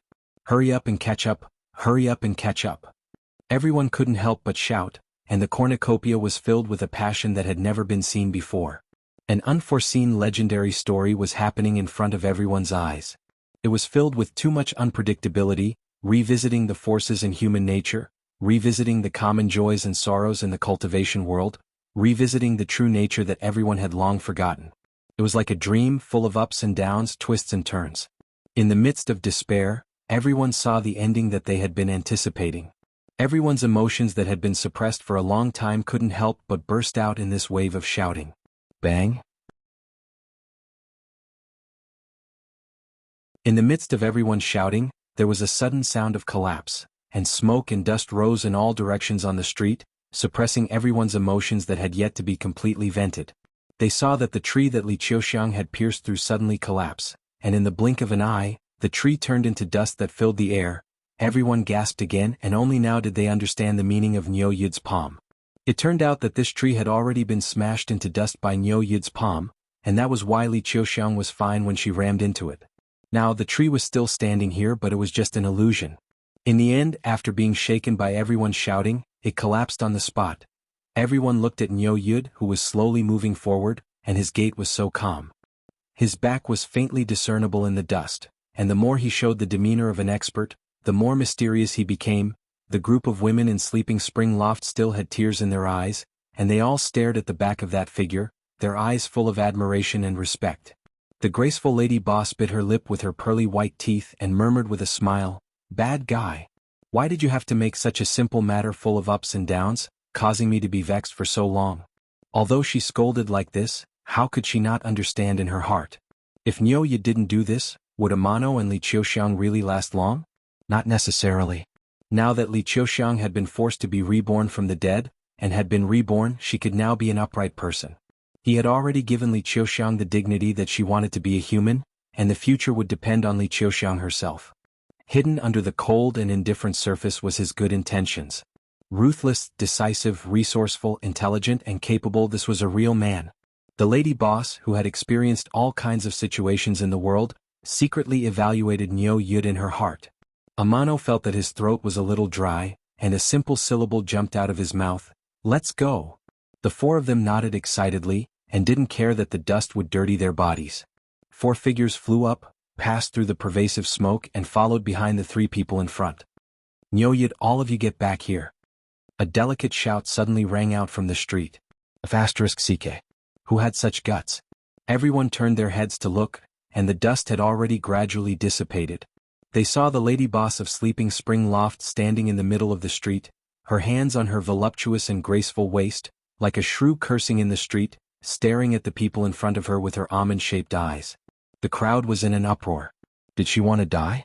She actually called the ruthless magistrate Nyo Yid by his name? What was going on today? Accidents kept happening one after another. The people in front of them were stunned and they all turned around. Yu Qianqiu was even more baffled and his face was full of astonishment.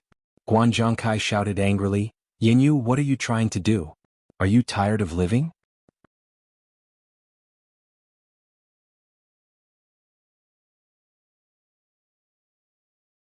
Chapter 598. In the rear hall of the treasure-gathering hall at the foot of the God of Wealth Peak, Yin Baikong, clad in a black robe, stood upright with his eyes closed, silently listening to the movements in the distance. He could only hear the cheers from time to time, and at other times, it was so quiet that there was no sound at all.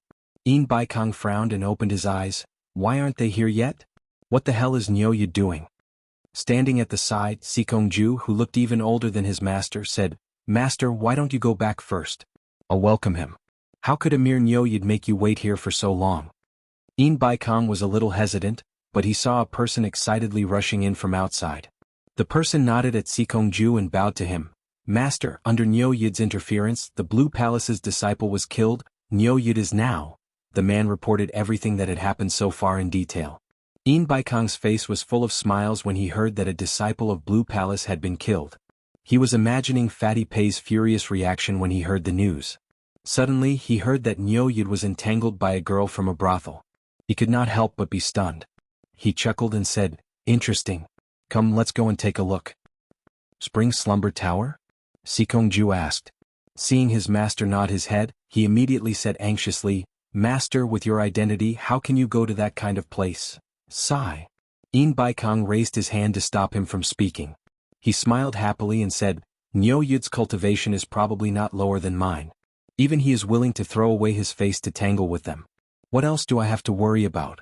I'll just watch the show." "But this will make it seem as if you are personally going to pay a visit to him." Sikongju's words were once again interrupted. Yin Baikong shook his head and said, "What time is it now? You still care about that? Let's go and take a look."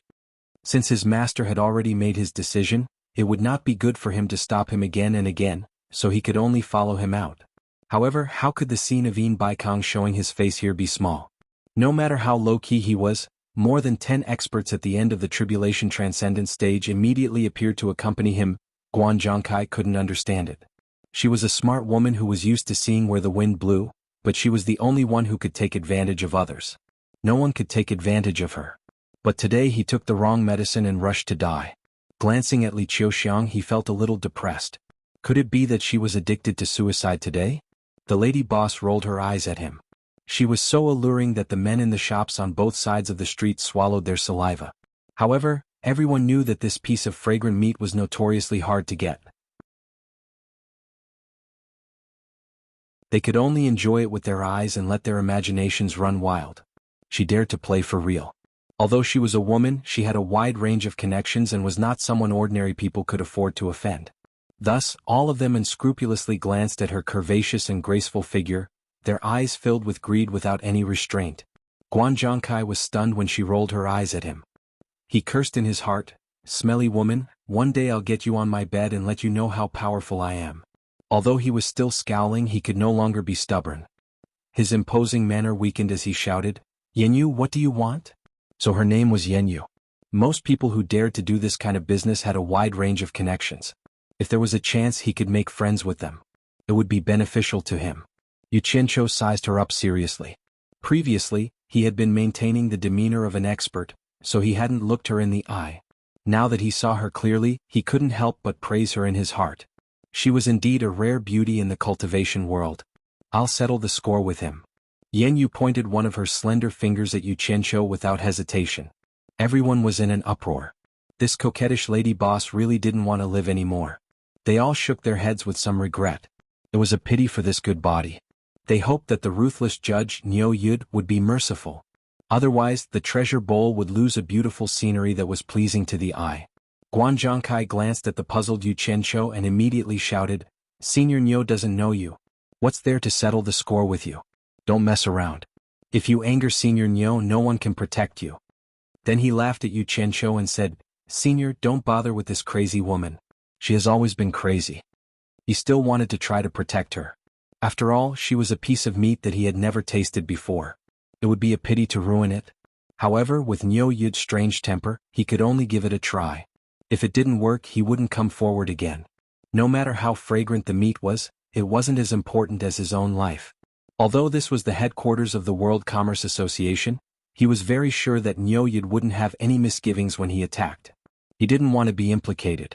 Yu Qianqiu raised his hand, indicating for him to shut up. Then he put his hands behind his back and slowly walked back with narrowed eyes. Guan Zhongkai and Yu Lan looked at each other and smiled bitterly. The group had no choice but to follow him back. Among them, Li Qiuxiang was a little nervous. She understood that although the lady boss was sometimes shrewish, she still took care of the sisters in the building. She more or less didn't want anything to happen to her. However, her own identity was awkward and it wasn't good for her to speak. Yan Yu watched as Yu Qianqiu coldly walked over. Her heart was thumping wildly. It would be a lie if she said she wasn't afraid, but she didn't want to miss this opportunity to get to know Nyo Yud. Some men decided that as long as it was worth it, they would happily make their move. Otherwise, once they missed it, there wouldn't be another chance. Her heart was thumping wildly, but on the surface she was shrewish and calm. The group of women in the dormant spring building turned pale, revealing timid expressions. They didn't know why the lady boss would provoke such a terrifying person. Yu Qianqiu walked over with his hands behind his back. He coldly stood in front of Yan Yu, and at the same time saw the flash of fear in the other's eyes. He snorted coldly and circled around Yan Yu, sizing up her figure without the slightest scruple. Yan Yu wanted to pretend to be calm, but she also felt her hair stand on end. She felt her body stiffen as she stood there. When he returned to face Yan Yu once more, Yu Qianqiu stretched out a hand, and his 2 fingers curled as he stroked her fair, tender and round chin. He said indifferently, "You want to settle the score with me? You're not afraid of me?" The surroundings were deathly silent. No one was breathing heavily as they watched this scene. It was hard for everyone to imagine what kind of scene it would be when such a beautiful woman suddenly splattered with blood. The atmosphere was very tense. "I've seen many men. Why would I be afraid of you?" She replied calmly, but her body remained motionless. Yu Qianqiu's 2 fingers slid down to her exposed shoulders. He gently caressed them and said, "You still say you're not afraid of me? I'm getting goosebumps." As soon as he finished speaking, he couldn't help but snicker. He cursed inwardly, "Damn it. Facing such a beautiful woman who pretended to be an expert was a bastard. In any case, I won't pretend anymore." Nyo Yud was laughing lewdly. Everyone was stunned. Yan Yu breathed a sigh of relief. She slapped away Yu Qianqiu's slap and said, "You're an expert. Don't be serious." She thought to herself, "It'd be strange if I wasn't scared. I'm about to pee my pants because of you." Yu Qianqiu's hand that had been slapped away went back to her soft waist. He chuckled and said, "Didn't you say you want to settle accounts with me?" "Oh." He pointed at the dormant spring restaurant and said, "Shall we go to your room, get on your bed and strip naked? Then we can settle accounts." "Don't take advantage of me." Yan Yu's shoulders shook and her soft waist shook. She pushed Yu Qianqiu away and said, "It's to settle accounts." Clang. The sound of a door being knocked over came from one of the shops. Everyone's eyes almost popped out of their sockets. They all thought they were seeing things. In the atmosphere of sharpening knives, the 2 of them suddenly turned into flirting. Who would have thought? Who would have thought? The tense atmosphere suddenly became ambiguous. It was hard for everyone to get used to it. Guan Zhongkai and Yu Lan looked at each other. Everyone admired the lady boss's courage. She was indeed a beauty who had seen the world. Even Nyo Yud raised his hands in surrender.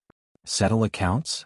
Yu Qianqiu looked at the signboard of the dormant spring restaurant in astonishment. He asked suspiciously, "We've never met before, right? It's also my first time coming to Cornucopia. When did I ever patronize your business or owe you money?" "The 3 of them." Yan Yu Chong pointed at Amano and the other 2 and said, "The 3 of them came here to spend money, but they didn't pay a single cent. Now they want to run away after following you. If I don't ask you for money, who should I ask?" Yu Qianqiu was speechless. Amano and the other 2 were even more embarrassed. Guan Zhongkai didn't know whether to laugh or cry. He said, "Yan Yu, don't go too far. This is only a small amount of money. With Senior Nyo's reputation, it's far more than this amount. You're usually a very shrewd person. What are you doing today?" "Master Guan, that's where you're wrong." Yan Yu waved her arm and pointed at the women downstairs. She said, "Us sisters don't have an easy life. We're in the flesh business, which is looked down upon by everyone. Of course, Master Guan naturally doesn't care about this small amount of money. But for us, it's money that we shamelessly exchanged with our dignity. Turning his head, he said to Yu Qianqiu, "It's true that you, Senior Niu, are an expert of the present age, but do you have the nerve to shortchange us brothers and sisters, who shed blood and tears and sold our dignity in exchange for a little bit of money?" His words almost made Yu Qianqiu feel ashamed. Yan Yu turned her head and said to Guan Zhangkai, "Master Guan, my sleeping spring loft has always paid taxes in full and on time. We've never been late. It stands to reason that we should enjoy the protection of your World Chamber of Commerce and help us collect our debts from our creditors. How can you be like this? You're the first to break the rules. How can we do business in the future?" Guan Zhangkai was speechless at her big accusation. At this moment, someone suddenly shouted, "Well said. From today onwards, Sleeping Spring Loft's business in cornucopia will no longer collect any taxes. It's tax-free." The voice rolled and echoed throughout the whole street with great momentum. It was easy to imagine the background of someone who dared to speak so arrogantly in cornucopia. Guan Zhangkai's expression changed greatly. Everyone looked towards the source of the voice. Yu Qianqiu narrowed his eyes and his pupils shrank. A few dozen people walked over from the street. The person in the lead was a well-dressed man in a black robe, calmly walking over. Yu Qianqiu's gaze fell on Sikongju beside him. The identity of the person who could make Sikongju accompany him was obvious. In addition, he had seen this person's appearance in the portraits of the various World Chamber of Commerce branches. Although he didn't have the sage-like demeanor in the portraits, who else could it be other than Yin Baikong? A late-stage soul formation expert, one of the top 10 experts in the world, Yin Baikong, had come in person. You're tuning in to the Han Li's Wuxia Adventures YouTube channel. We're so grateful for your support, and don't forget to subscribe to join us on this incredible journey through captivating stories. Your generosity through donations truly makes a world of difference, as it's the primary source of revenue that allows me to expand and enhance this channel for you. Thank you from the bottom of my heart for being a part of this adventure.